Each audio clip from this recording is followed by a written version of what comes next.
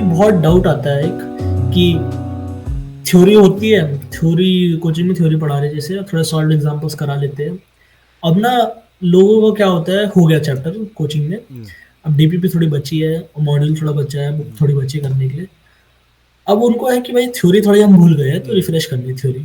तो theory refresh करते हैं, 20% ऑफ क्वेश्चंस कर लिए बुक के, और नेक्स्ट चैप्टर आधा खत्म हो गया तो अब नेक्स्ट चैप्टर का भी करना है, तो नेक्स्ट चैप्टर का फिर करते हैं, कर करके क्वेश्चंस रह जाते हैं, बुक के 20% क्वेश्चन ही हुए।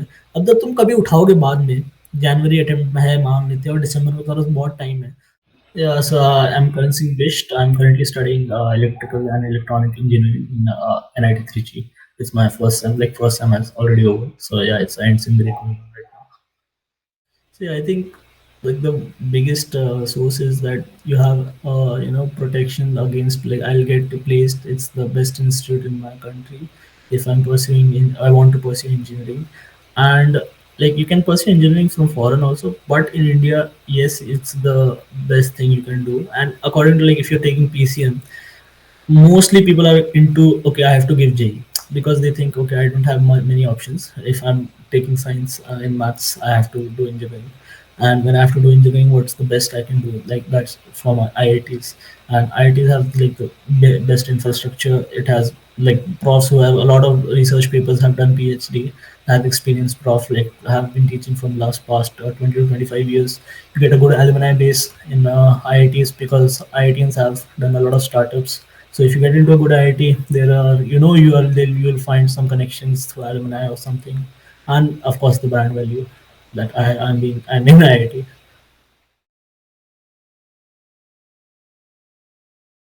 have to study while Yeah, you're engineering. I think when you are in 10th, when you're thinking what J, it starts as placement. You see a lot of, 1 crore packages being offered to IITs and all. But as you study in 11th, 12th, or when you're going through your counseling, you realize that, okay, these 1 crore packages, only a select students get, even in IITs, only a select student get these packages.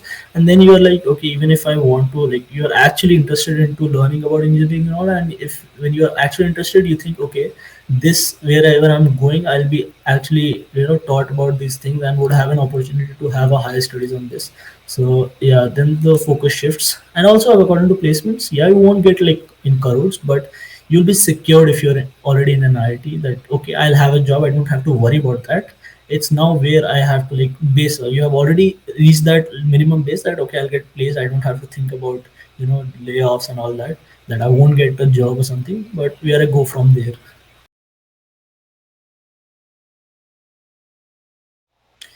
So basically, my father is an army, so discipline has been a key key thing in my household.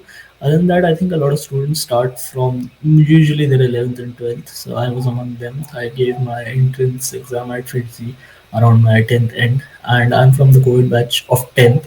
I was in 10th in 2020. So yeah, it was an online experience about coaching and all, and a lot of students start in 11th, 12th, but you will see some of the students who have been preparing since 9th and 10th. So, I was also among that batch who started late and got, some complexity ki I started late, I might not make it and all.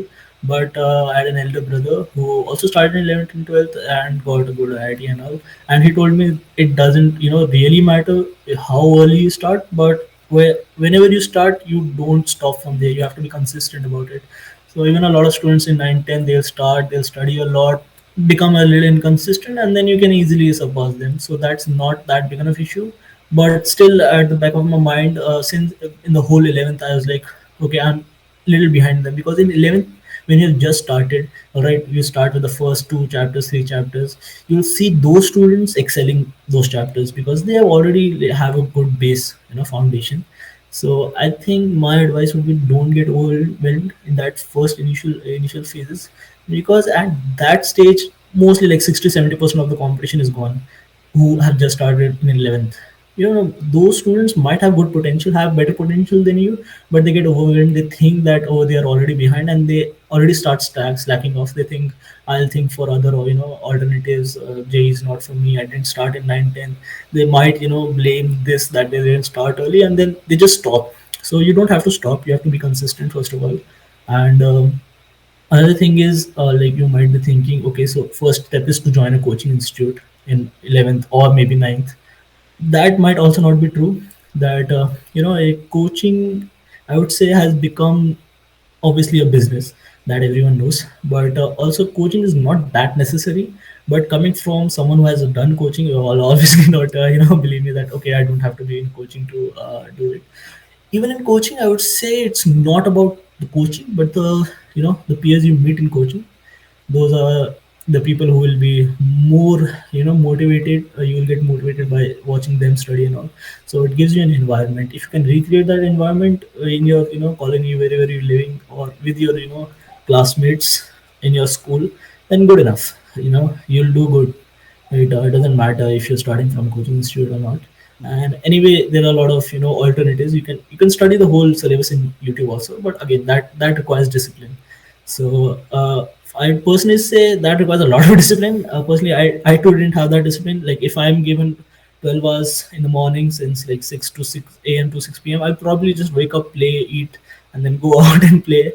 I'll not sit down to watch the whole YouTube, lecture and study for JEE. So coaching gives you a determined schedule that okay, you have to come here, you have 2 hours or two classes of 2 hours. So you'll be taught this, you'll be taught that. Tomorrow we'll be discussing this DPP. So if you don't do it, your classmates would be asking doubts, answering. So you'll feel left out. So you study. So according to in my journey, 11th was online. Okay, we had no idea what's going on with our classmates. Some of the classmates I knew because they were from one was from my school, Mm-hmm. so we'll talk regularly. But about others, I didn't have much idea in 11th at least because it was online. So I would say if you're doing it online, just you can I just study from YouTube also, because in 11th, like okay, it happened a lot of, and other tests were also taken online. So I used to get a very low rank in those online tests, Mm-hmm. and I would think that okay, I would just give that okay, they had started before me. It's fine. I'll just keep on building from here. And then in 11th, around like October 2021 or something, coaching is partially opened in hybrid mode also. Like schools were also going in hybrid mode and coaching were also going in hybrid mode. So I would attend offline coaching and I would attend online offline schooling as well. So I did that because I just wanted to have a feel of the offline class, because I think I thrive more in that. And I can't really just sit in front of a laptop and study online, because you get distracted. So I wanted to go to the school and to the coaching offline, and I met some of my friends there, and I got to know that okay, a lot of cheating was involved in online tests, and also a lot of students were not that competitive in my batch at least. So you get to know that okay, you're not that into deep into the water. You just have to trust yourself and keep studying. So that gave me, like, going offline gave me a trust that okay, whatever you're doing, your work process is fine. You just have to keep doing it. So yeah, in 11th mostly it was just exploring. You'll try to do everything. You'll try every book. You'll learn, you'll hear something that I'm doing this book. Yeah, you're not doing this book in our coaching. And also you'll have some friends in your colony who are going to a different coaching institute than you. They'll tell you about, oh, our teacher is doing this book. You guys are not doing that book. Oh, this book is must for JE. And then you'll get FOMO. You'll try that book and you'll try those book. I think 11th is the phase where you'll explore the most. If you have already been directed that okay, I have to pick these three books in physics, these 3 4 books in chemistry, these 3 books in maths for the rest of my J, you will be much better off than exploring and doing random books. Because when you do random books, you are doing like 10 to 20% of the questions and you're then leaving it, because you can't do more than one book on, let's say, calculus. Even a one book is sufficient if you do it fully. And I'm not saying that you only have to stick to one book and just according to it. You have to do things like previous year questions, and you have to do. There is a grand master package in our Fitzy which is given to if you have already finished everything. Oh, just do this. It has Olympiad level questions. You have to do those once you have finished a material. So the main thing was in 11th. What happens is no one finishes a material. Mm-hmm. They keep on jumping on material. And the thing is, when you first do the like, let's say you do book one, you do 20% of the questions, and then you jump to book two, you do again 20% of the questions. The book two, the 20% of the question, 10% would be overlapping with book one. So effectively you have not solved 40% of material, you have solved like 30% of the material, even though you have given 40 to 50% of the time. So I think in 11th I would advise that stick to one material, ask your coaching teachers, ask your school teachers, consult some YouTube videos. There are a lot of good YouTube videos. I already mentioned some channels you can follow. Just stick to that book, do it completely, and don't get this FOMO that I'm not doing this book, I'm not doing that book, I might not get a good rank. People are saying that you must do this book for under 1,000 and all that. I don't think that's the issue. Books only have questions. You have to do questions and all. If you have a good understanding of the concept, have a good foundation, Hmm. you can do questions. You don't have to like do every book and Yeah. every question. So 11th, don't explore so much, even though you'll be told a lot. Or if you're starting in ninth, 10th, you won't be solving the very core books in J. You'll only be, given, what do you call that? I think for stepping stones, some books are like leveled down to ninth and 10th. You'll be doing that. So you just do that. Once you come in 11th, you can do core books. So and yeah, so my 11th went into exploring. I was doing a lot of things, not stick on one material. So when I came to 12th, I realized this that I was not sticking to. When I came to 12th, I realized that none of the books I had bought was were completed of the 11th chapter or like the 11th class chapters also. Like whole physics I had completed the syllabus. The syllabus in the coaching was done, but my questions were not done. When you come to 12th, you realize that okay, a lot of backlog is left, and this is what people say 11th barbaad ho gayi. That usually Yeah, happens a lot. yeah. Like every जितने every aspirant has this 11th barbaad ho gayi karke. If you come, if you're in 10th and you're thinking what is this 11th barbaad ho gayi, just search on YouTube 11th barbaad ho gayi and you'll find dozens of videos with solutions. Oh, 11th barbaad ho gayi, do this right, or do this to clear a backlog. And in the whole 11th you think okay, I'm doing fine, I'm doing HC or I'm doing Pathfinder. But once you come to 12th, you realize I have not done those books. I have done like 20-30% of the content, and the rest of the questions are remaining, or I have put a circle and never cleared those doubts. So in 12th I realized okay, I also have a lot of backlog, and am I coming into that 11th barbaad category? Because I knew about these students in 10th and I was like that won't happen to me, but eventually it does. Even the people who had, like, one of my friends has scored under 1,000 rank, even I heard from him that why Mary 11th barbaad ho gayi. So everyone gets that they have not done their best in 11th. But I would say if you are in your 10th or 12th watching this, it happens to everyone. Okay, that their 11th has not went good. The thing is, though, in 12th, you have to bounce back. You have to be like, okay, whatever mistakes I've done in my 11th, I have to fix them. So when I came in 12th, and the school starts very early for us, like 11th exams get finished by I think February 1st or February mid, yeah. and they start in March. So and the coaching had like our coaching had like the holidays in March because coaching syllabus finished very late. So that was the relaxation period because only my school was going on and my coaching was not going on. But it was also also contemplation phase that have I even done 11th in my coaching? Because okay, school was calm. School, in my opinion, was the place where I would chill. But I was like, okay, so that time I planned something that I would do this much in 11th, in my 12th, this much 12th. I have to do 12th, whole syllabus would be going on. But 11th, okay, I'll do parts. In 1 week, if 12th is going on, my coaching classes were around 4 to 5 days a week. So if I'm getting 1 to 2 days free, at least, see you. That also I'll explain how to manage your time daily. But if I'm getting like 8 hours that day free, so I'll study like 3 hours for 11th, 1 hour or 2 hours for like school, whatever is going on school. I have to see what is going in school, and the rest for coaching. So in 12th, that's just did that, like, fixed one book. For physics, fixed on like HC Vama, you have to finish that. Okay, if you finish HC Vama, people, you will find people who will say that it's very basic book. It doesn't, have like advanced level problems. But advanced level problems, the concept applied on those are a mixed concept. Okay, it's not a simple problem. It's a complex problem in advanced. You'll have to apply like 3 to 4 concepts. In HC Verma, it teaches you how to apply those concepts, not on a complex question, because then you'll not do HC Verma. You'll leave that. Okay. It teaches you on simple questions how to apply advanced concepts. and complex concepts, mixed concepts. It teaches you that on a simple question so that you can actually do it, all right, and don't leave the book.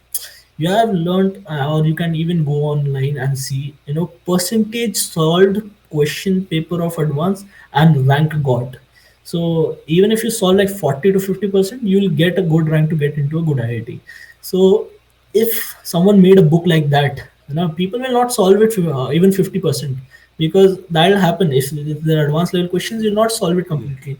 And I think you guys know what book I'm talking about. It's Erodov. No one solves it 100% because it has advanced level problem. It has beyond advanced level problems. Or Pathfinder, in physics Pathfinder also like similarly has very advanced level problems. You will find people saying that, oh, if you need to clear physics of advanced level, you have to do Pathfinder. Yeah. Again, same same issue, that you won't be able to solve it completely if you are if just fixated on doing, okay, it's your more than Pathfinder, then Erodov, you won't be able to complete anything. So yeah, you can do that like HCV 100%. Then whatever you can find, marked questions of Erodov that are related to advanced concepts that are applied around advance. And also Irido is a integral, heavy book. It has a lot of taking elements, then integrating value. So you'll not be able to practice different conceptual questions which are, deriving equations, deriving solutions through graphs in physics. A lot of other methods. Irido is mostly into integral integration and taking parts and all that. And Pathfinder, personally, I didn't do it. Personally, I couldn't do it because it took a lot of time. And another thing I didn't mention was there are two types of preparation you can do in your 10th. Take a dummy school, or a normal school and go to coaching. I was a regular boarding and went to coaching also. You can also take dummy. Yeah. We'll have a discuss on that also. So in 12th, just did some selected books, HCV in physics and PYQs. PYQs is a must, so I will not be mentioning that. PYQs you have to do. So HCV in physics and chemistry, you have certain books you have to do. In Yeah. organic, Himanshu Pandey or MS Chauhan, you have to do one of them. Personally, I would say MS Chauhan. Himanshu Pandey has like 200 questions. 30 first 30 are same, then 30 are same. So you can do every second question or something. Then in organic done. In organic, VK Jaiswal, I would say, is the best book you can do. And then what is left? Physical, Navasti, obviously. Everyone would recommend Navasti. And in maths, you can, uh, it's controversial, but a lot of people just say do Singich. But personally, I liked Arihant more, so you can do the Arihant series. And for calculus, you have to do Samir Bansal. If you do Samir Bansal, you'll be set. It has good problems. It has, it makes you think about the solution, how to approach the solution in calculus. So do Samir Bansal for calculus, and the rest you can do Arihant series. So yeah, in my 12th, I just did routine books, gave exams which are, you have to give mock tests regularly. So we had like mock tests every 15 days. So yeah, we give every mock test, analyze them. So just did that and had my pre-boards around December. So when I was giving my period boards, I think our last period board was IP on 15th or 16th of December. Before that, one day before the notification for JE came, that JE will be happening from 24th Jan to 31st, or 31st Jan it was, but it happened till 1st February. So that notification was very late, 40 days or something only. We were expecting JE not to happen in January. But when the notification came, everyone was in panic that okay, JE is happening in 30 to 40 days. So why did they, take so less time? And they should have disclosed this notification earlier and all. And we were discussing this before our IP exam. So in our school, so we discussed this. Everyone is panic. Everyone was like, by first attempt, nahi hone wala. We'll aim for second second तो attempt. Focus So करते हैं. yeah, yeah. Even in coaching, Yeah. everyone was like, okay, by first attempt, to kuch nahi hone wala. So I gave a call to when the notification came. My brother called me. So when I came home, I saw my phone. It was a missed call. So I called him and I talked to him like, yeah, I have not prepared much, and we are also having pre-board two. Our school had put pre-board two also from 2nd Jan to 14 Jan. So I was like, and then he told me like, okay, what have you given the pre-board one good? And I had actually prepared for pre-board one so that this issue would not come. That okay, I have to give pre-board two also, or I have to study for boards also. I studied for pre-board one like so that my CBSE is already covered and I can focus on JEE. So I told him, yeah, I've done my board thing. Okay, I've done pre-board one good, and I have to only focus on JEE now. So he told me that first attempt is the attempt where a lot of students don't actually prepare their 100%, and they give it just like they think first and second attempt. Oh, first attempt is a trial and second is a final. If you consider your first as a final, you will be much better off because there is a lot less competition in the first attempt, in my opinion. Okay, so he told me that, and he told me just skip the first second pre-board, and that's exactly what I did. I didn't give my second pre-board in my school because it was clashing with my JE, and I prepared like at those last 30 to 14 days. I had like this is the last stretch. Okay, so I gave my like 100%. I studied like 8 to 10 hours a day, did mock tests regularly, and doing mock tests regularly is a benefit, but it doesn't help if you're not analyzing them. So I was not analyzing them for the first like a week or something, and that led to no increase in marks. I was giving marks, but my marks were not increasing, and I was also studying, but my marks were not increasing. Also, when the notification came on that exact day, I went back after my IP exam. I slept, and then I woke up and I just gave a mock test. I think I gave 16th March 2021 mock test. I got so less marks. I checked the marks versus percentile, and I was getting less than 90 percentile. I just wanted to know at what level I am. I thought I'll get some maybe 90 or 96 percentile. My percentage was less than 90.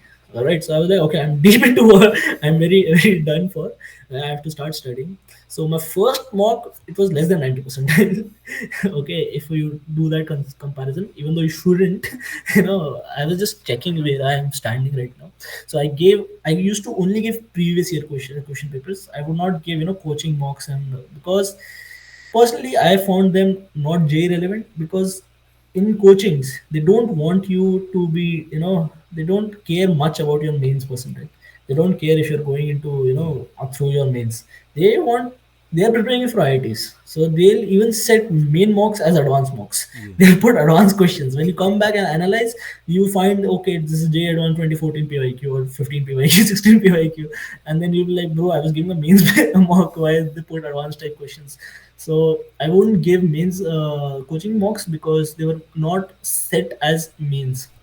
I would just give previous year question papers. You can find them anywhere. For our friends, we had a Glorifier app where there were previous year papers. Yeah. They were there. So I just gave them. And when I realized my marks were not increasing, I talked to my teacher, I talked to my friends, and they're like, "भाई analyze करता है?" I'm like, "हाँ करता हूँ." Like, so then I realized that your perception of analyzing and how you actually should analyze are very different. Yeah. Okay, we'll talk about that how to analyze, but it was actually very different. So when I talked how to analyze and all, and I got to devise my own method. Okay, you have to analyze like this, and then I saw like increase in marks. Basically, if I had to like summarize it, it's like if you are not able to do one question, okay, if you learn that question, you'll be able to do it next time. Basically, if you have given a cycle test exam in your school, okay, and now you're waiting for your cycle test 2 where the syllabus is different. Imagine the teacher gave you the same cycle test, the cycle test 1. Would you be able to score 100% marks this time? Because you already seen the question paper, you already attempted it, you got like let's say 35 marks out of 40. Would you be able to score 100%? A lot of students won't be able to, because they have not analyzed it or learned the question. They're like, okay, gave the paper, came back home, they're like, ठीक है भाई ये गलत हो गया वो गलत हो गया. They won't learn that गलत हो गया question. All right, you have to learn that गलत हो गया question so that you can correct it next time. If next time it comes, you have to obviously score in that. So analyze is that simple Yeah. basically. If you're able to do one question 100%, you don't have to read it again. Again, if it comes, I'll be able to do. Then the second type of question is you read it, you put some mind, okay, भाई इस topic का था धुंधला धुंधला याद है, but you're still able to do that. In that question, you have to revise the theory, because why wasn't it clicking as the first type of question where it clicked and you did 100% correct? Second type is you have to revise again because the theory was not clicking. Third things, you don't even remember where the question came from. Like, you know it's from thermodynamics, but thermodynamics mein kaha? You don't know that. So again, you have to go through that concept. And fourth type is a new type of question which took you like 6 to 7 minutes to understand, attempt, and then get an option, and then get an answer that was not in the option. So that question you have to first retry, because after test you don't have a time limit, so Yeah. you can easily time it yourself like 15-20 minutes. Give it a lot of time because it will be a tough question. Give it a lot of time. If you're still not able to do it, try to see the solutions. and understand where I was lacking. With this method is new, so I'll learn this method. I'll write it in my short notes and see that okay, next time if it comes, I'll be able to do it. So the whole jam went like this: analyze, do whatever I don't know, study it again, Yeah. and keep revising whatever the whole syllabus you have to revise. So yeah, my shift was the easiest. 25th Jan second shift. It was the easiest one. I was able to do a lot of questions, but because it was easy, I was like, everyone would be able to do a lot of questions. Yeah. I would not get that good of a percentile. But yeah, first attempt I got more percentile than in my second attempt. So that was the percentile through which I got my college. After that, after Jan attempt, we have like boards. Yeah. So from Feb to March, we had boards, March 31st. and because yeah, from April 24th or no, sorry, yeah, April 24th or 24th or 28th, we had our English. First was English or chemistry, and in March 25th or 26th, we had our IP. So IP exam was a lot delayed after our maths. Maths was 13th March or something, and then we had a lot of time for our IP. So in between, I was studying for J or second attempt was starting on 6th April. Mine was on 11th April, first shift or second shift. I gave that. I got didn't get for first attempt I got 99.3, and second attempt got 98.9. So anyways, that didn't matter much because second attempt I was not preparing for means, I was studying for advance. And April, May gave BitSat and other those exams, UGE and all that, for backup options. Yeah. None of the backup worked because the those backup didn't get better than what I was getting in mains Mhm. through mains. So advanced actually what happened was little fucked it up. Maths came very tough, and but I prepared maths most because I knew maths will come tough according to mains trend. So that ego thing that okay, by maths to karna hai karke, I had prepared it a lot, so maths to karna hai karke. Little time got wasted. So yeah, advanced got like 13,000 rank. It was 13K. The event you have given the paper, Yeah. okay, there are two things which you have already been told about your or your teachers basically or your friends. Right, giving mock tests is essential. So listening to them, you're like, okay, bhai, mock to dena hai. So you give a mock, but they also tell you analyze karke, but analyze part you don't do because by every 3 hours paper, like let's say, which the most most cases is Sunday को paper होता है. Yeah. Every paper happens on Sunday only. Even for coaching 11th, 12th, whole 11th, 12th, Sunday paper happens. Yeah. So in 11th, what was the schedule for me was 10 I think the paper started and one we were free. Yeah. So, morning woke up, went through van, was revising. Okay, sat there, gave paper or 10 to 1. And then came back home, had lunch, and usually slept. And then woke up because it's Sunday, I would go play basketball with my friends. Came back 7 or 8, then prepared for Monday. Like if I have on Monday, Monday also I had like coaching and school both. Monday every time they put coaching in my timetable. So Sunday after coming from basketball, I would like have to prepare for tomorrow. Like if I have like some homework or so the test which I gave 10 to 1, I gave that and now it's gone done. I'll wait for result. Whenever result comes, it usually came by Thursday. So Thursday result will come. They'll tell you PCM marks and a rank. Usually you'll just see rank. भाई physics में कितने हैं, chemistry में कितने हैं, maths में कितने हैं, केमिस्ट्री में ज़्यादा आ गए, कम आ गए, वो मैथ्स में इतने आ गए, टॉपर कितने आ गए, ये देख के बस the usual output we took was physics में थोड़े कम आ गए इस बार, फिजिक्स पढ़नी है. Bus done. Output from that is done. That my physics is a little weak compared to other students. I have to study physics. My maths is like comparatively better than other students. Maths ठीक चल रही है मेरे competition में हो गया मेरा. But what you should be doing, what my timetable for 12th was 10 to 1 paper happened, came back slept, ठीक है, खेलने भी गया, हो गया. मंडे को स्कूल है, ठीक है भाई होने दे, ठीक है, क्या जो whatever is going on in school, I'll manage in school itself. When I reach to I'll do it in bus or something. Coaching है, कोचिंग की DPP that I used to do on Saturday itself. Test का prepare जो होना है वो Saturday को नहीं होना चाहिए. एटलीस्ट फ्रॉम जेई परस्पेक्टिव भाई you can't study one day before obviously. So whole week that preparation for that test is going on and every 15 days test is there. Okay, so let's say first day test हो गया, you have 1 week to rest and do whatever you have to do for because syllabus भी चल रहा है उसका, DPP करना है उसका, क्वेश्चंस करना है. That week you did.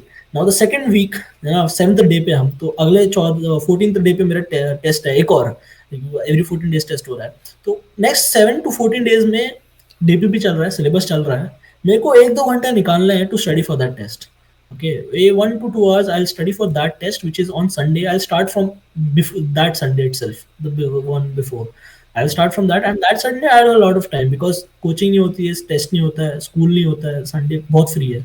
उस दिन like 10-12 घंटे निकाल सकते हैं. ओनली थिंग जो संडे को था उस लाइक सैटरडे को लेट सोया हूँ तो लेट उठूंगा ऑब्वियसली, एंड खेलने जा रहा हूँ बाहर, 2 to 3 hours बास्केटबॉल खेलने जा रहा हूँ. Other than that, I have like 12 hours to study. So Sunday used to this Sunday, which came between two tests, was the most efficient day जहाँ पे सबसे ज़्यादा काम होता था.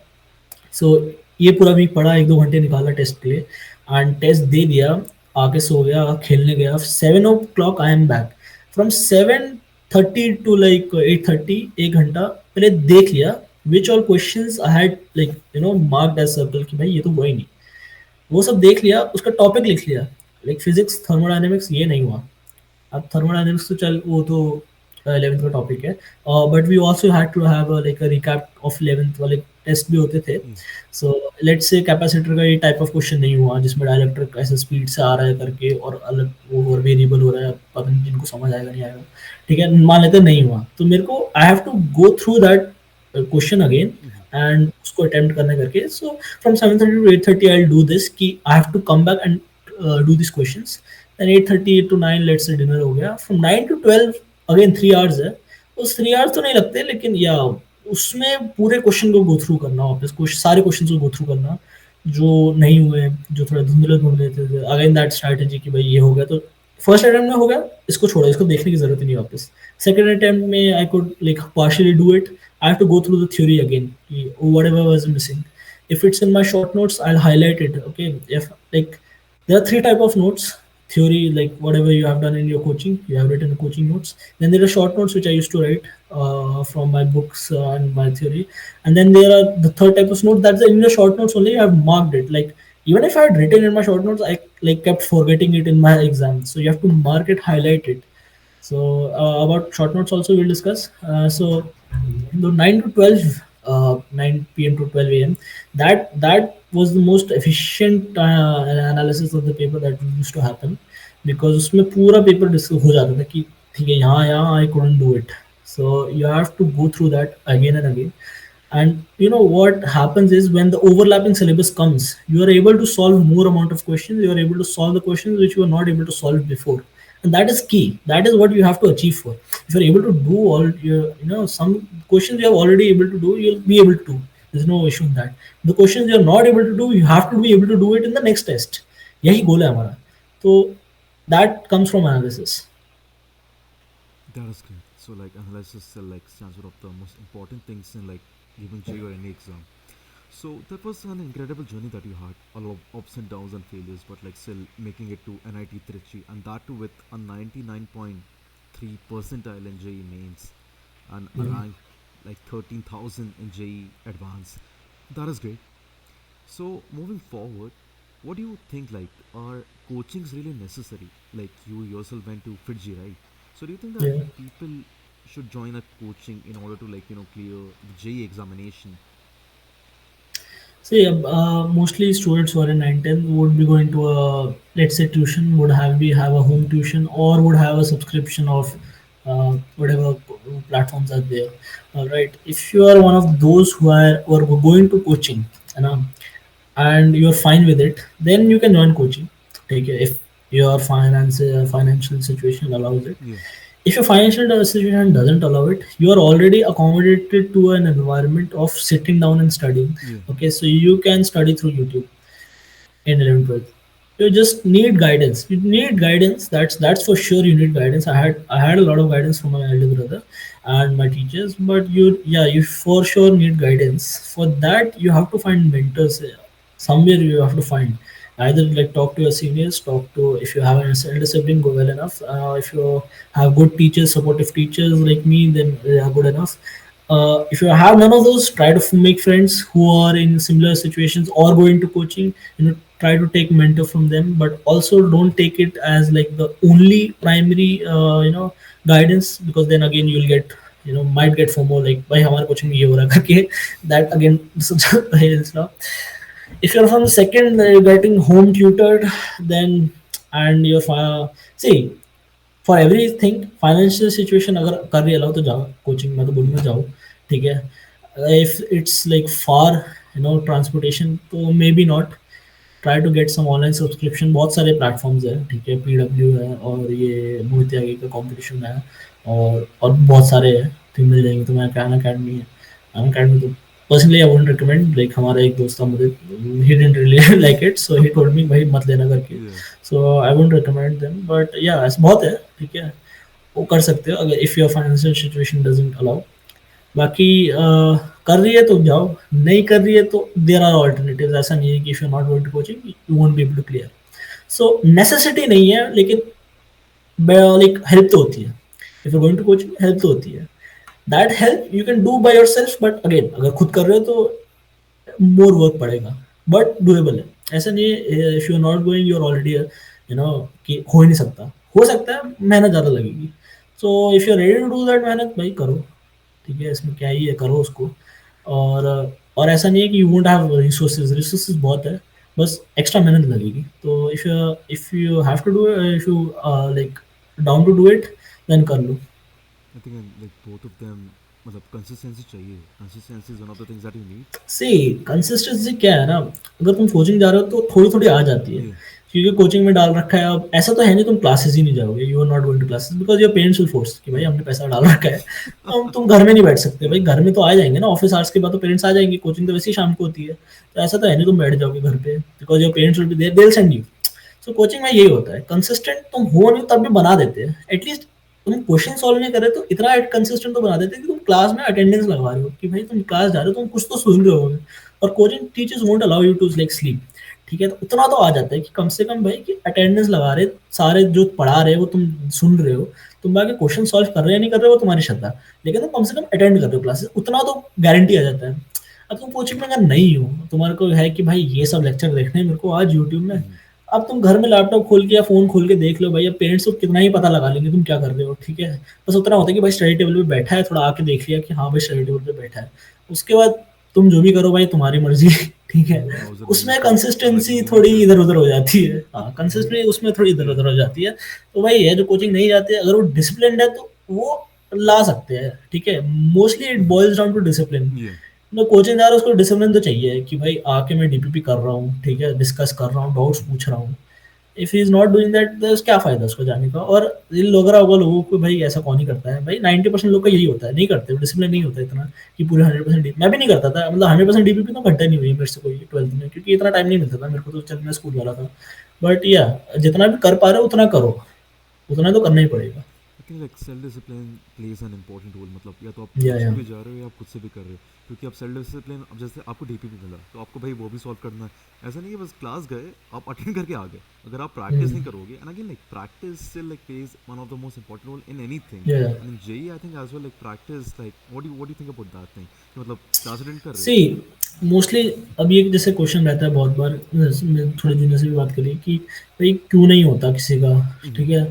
तो उसका तो मैं भी वही बोलूँगा कि भाई तुम कम क्वेश्चंस करोगे तो नहीं होगा तुम्हारा. जैसे मैंने भी, मैं बोलूँगा एडवांस टाइप के क्वेश्चन मैंने इतने नहीं लगाए थे, या एडवांस टाइप के मैं बैठा नहीं था इतना.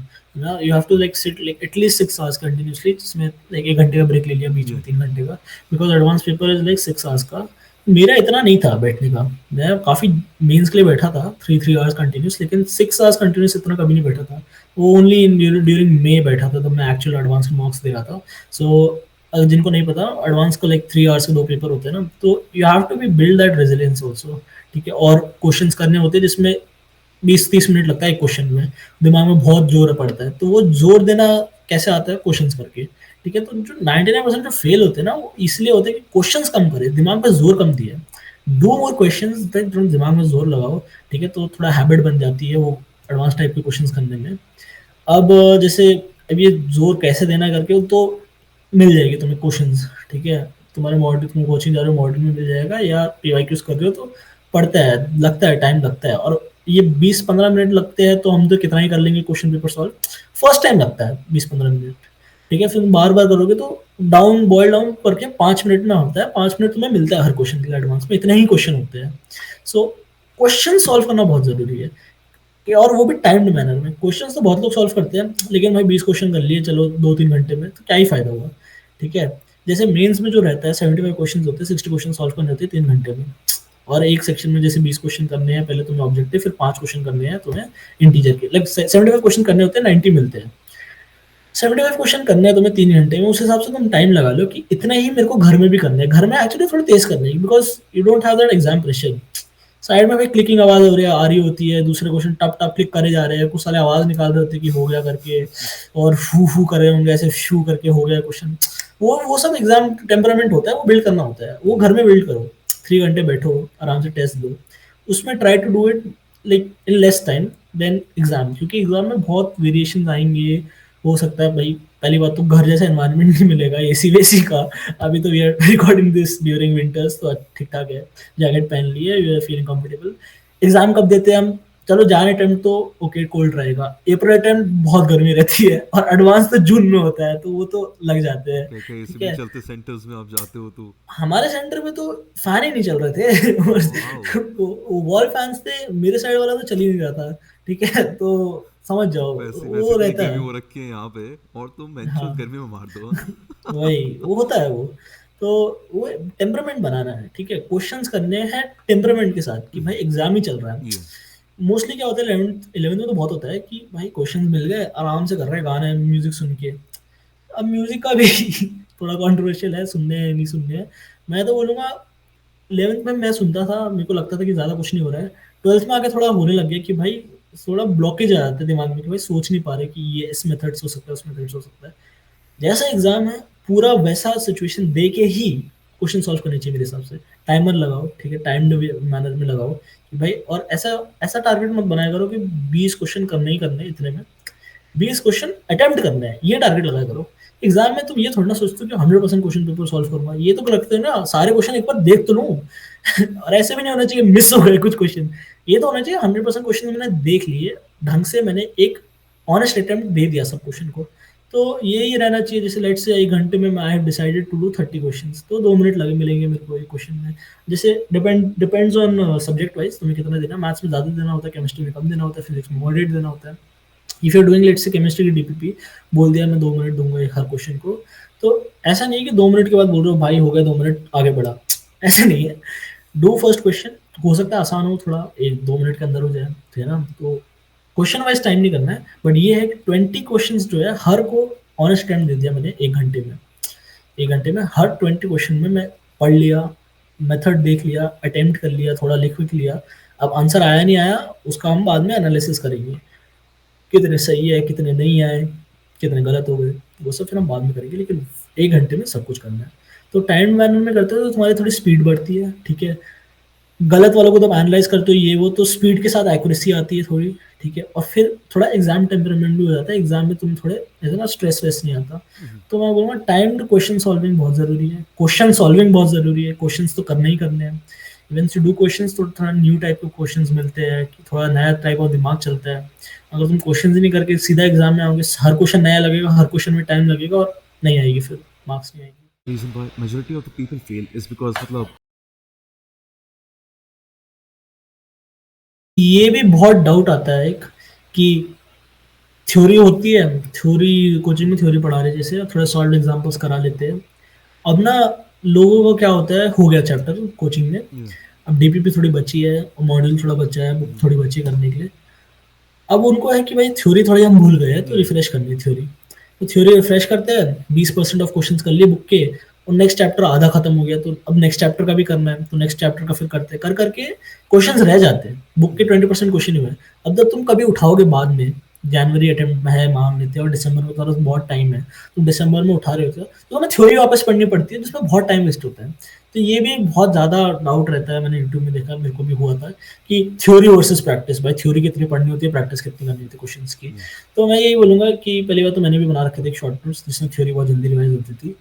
बट अगर तुम कभी थ्योरी पढ़ने बैठते हो तो उसके 100% क्वेश्चन लगा लो, नहीं तो यही प्रॉब्लम आएगी कि बाद में 50% क्वेश्चन रह गए, उसके लिए तुम्हें 100% थ्योरी वापस पढ़नी पड़ती है। तो थ्योरी 2 बार पढ़नी पड़ती है, बेनिफिट कुछ नहीं होता, क्योंकि तुम दूसरी बार तुम ये डिस्कस मान लोगे कि ओ मैंने तो थ्योरी 2 बार पढ़ लिया, अब बेनिफिट है। भाई तुम्हें दूसरी बार इसलिए पढ़नी पड़ेगी क्योंकि फर्स्ट टाइम तुम्हें याद नहीं थी।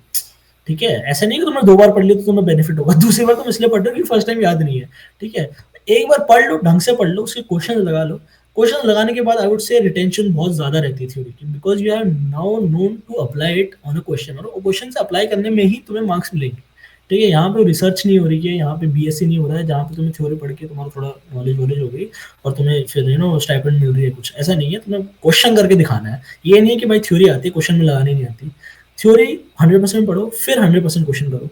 ठीक है, ऐसा नहीं है कि क्वेश्चन आधे कर लिए। थ्योरी थ्योरी तो सब पढ़ते हैं 100%, ऐसा कोई बच्चा नहीं है आई वुड से जो आधी थ्योरी पे क्वेश्चन करने का अटेम्प्ट करेगा। ऐसा तो होगा भी नहीं, वैसे भी क्वेश्चन ही नहीं कर पाएगा वो।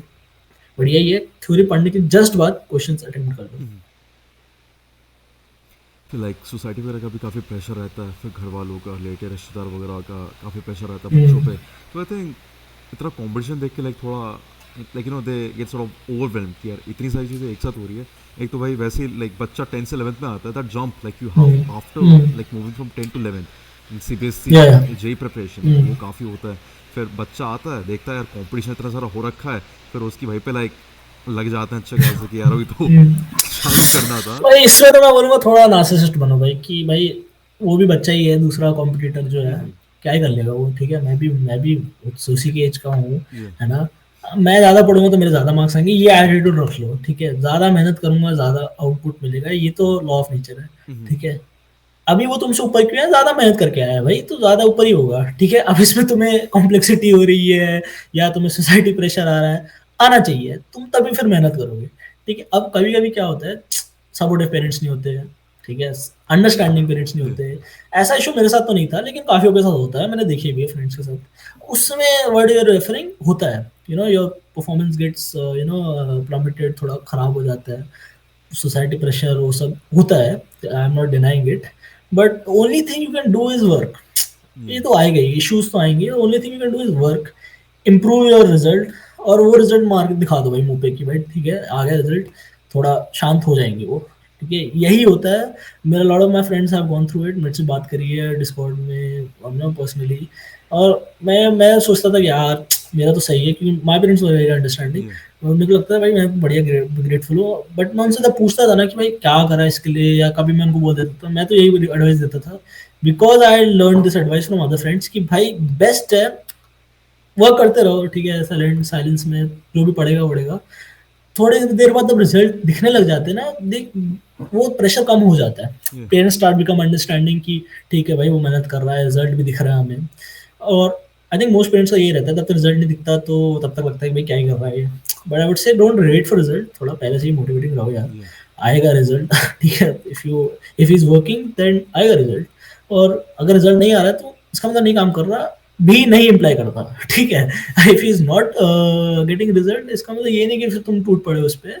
Just just be motivating basically. और नहीं भी आए रिजल्ट फाइनल में, तो ऐसा नहीं है कि भाई वो तुम मोटिवेट नहीं कर रहे हो, जस्ट मोर की मोटिवेटिंग, बिकॉज फिर डिप्रेशन सुसाइड ये सब भी होता है। तो आई वुड से कि ये भाई इससे बेटर है तुम बस मोटिवेट कर रखो उसको, खुश रहो। I think the only thing that you can do is just focus upon जो आप कर सकते हो। अब चीज़ें या तो होती रहेगी यार, जिंदगी दुनिया या चल रही है तो चलती रहेगी। So I think instead of like focusing upon others, just focus upon yourself and your preparation. अपना काम करो, आगे बढ़ो, सी दुनिया तो कर रही सी है। ऑब्वियसली इतनी सीट्स तो है नहीं। ठीक है, मैंने तो बहुत लोग करते हैं, इतनी सीट्स है नहीं। ठीक है, जैसे मेरे को भी नहीं मिली आईटी की सीट्स, का ये तो है नहीं मतलब जाके सुसाइड कर लिया। ठीक है, या कुछ तो बहुत ही है कि मेहनत करेंगे नहीं मिले कुछ, तो अब उसमें क्या ही कर सकते हैं, करके वो वाला सीन आ जाता है, क्या ही कर सकते हैं। ठीक है भाई, अपनी मेहनत करी है। ठीक है, तो अगर सीट नहीं मिली तो कम से कम इतना तो सीख लिया कि भाई मेहनत करना आ गया, दिस विल हेल्प यू। ठीक है, कि मेहनत करना आ गया। अब लाइफ में अगर तुम आगे बढ़ रहे हो, तुम अगर मेहनत करना आ गया, तो तुम कहीं ना कहीं हो जाओगे, तुम्हारा हो जाएगा। कॉलेज में तुम कोई भी कॉलेज ज्वाइन करो, टीयर 2 टीयर 3 जो भी लिस्टिंग बना रखी है ऑनलाइन, ठीक है, कि टीयर 3 कॉलेज है, टीयर 2 कॉलेज है, तुम कहीं पे भी जाओ, इफ़ यू नो तुम मेहनत कर सकते हो, एंड तुम्हें मेहनत करना आ गया है, तुम बैठ सकते हो 3-4 घंटे डेली अपने किसी, अभी जैसे तुम जेई के लिए बैठ रहे हो। ठीक है, अब तुम कॉलेज में आओगे तुम्हें क्या करना होगा, तुम्हें कोर्सेज़ के लिए बैठना होगा अपने, तुम्हें अपना साइड प्रोजेक्ट के लिए बैठना होगा, तुम कुछ और कर रहे हो अगर मतलब लेट्स से स्पोर्ट्स है कुछ, तुम इसके लिए तुम्हें टाइम डेडिकेट करना है। भाई ये जेईई से एटलीस्ट यू नो कि टाइम कैसे मैनेज करना है, कैसे बैठना है ना? उसके लिए 2-2-3 घंटे कैसे बैठना है। अगर तुम्हें नहीं भी मिला तो कम से कम तुम्हें ये सीखने को आ गया। यार this will be more important in life.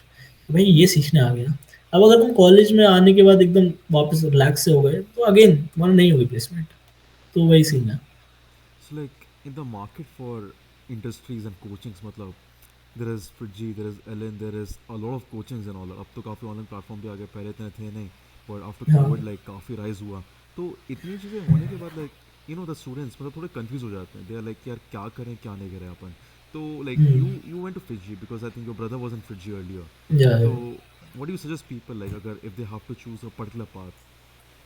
भाई कोई भी कोचिंग में जाने से पहले टॉक टू देयर स्टूडेंट्स, ठीक है? Talk to their like the seniors are already going to it. That will that will be the best. ठीक है कि तुम उनके टीचर से बात करो। मैनेजमेंट से बात जाके बात करना वुड बी द वर्स्ट। ठीक है, मैनेजमेंट तो they know how to talk you into admission. ठीक दे है, are more like management, sales people, they are like भाई आ जाओ या they are not admission management, पहले दे आर लो, सेल्स पढ़ाई पीपल। वगैरह बाहर में हाँ, गई। When you go to talk to a coaching institute you talk या टू द सेल्समैन। ठीक है, वो तुम्हें बेच देगा।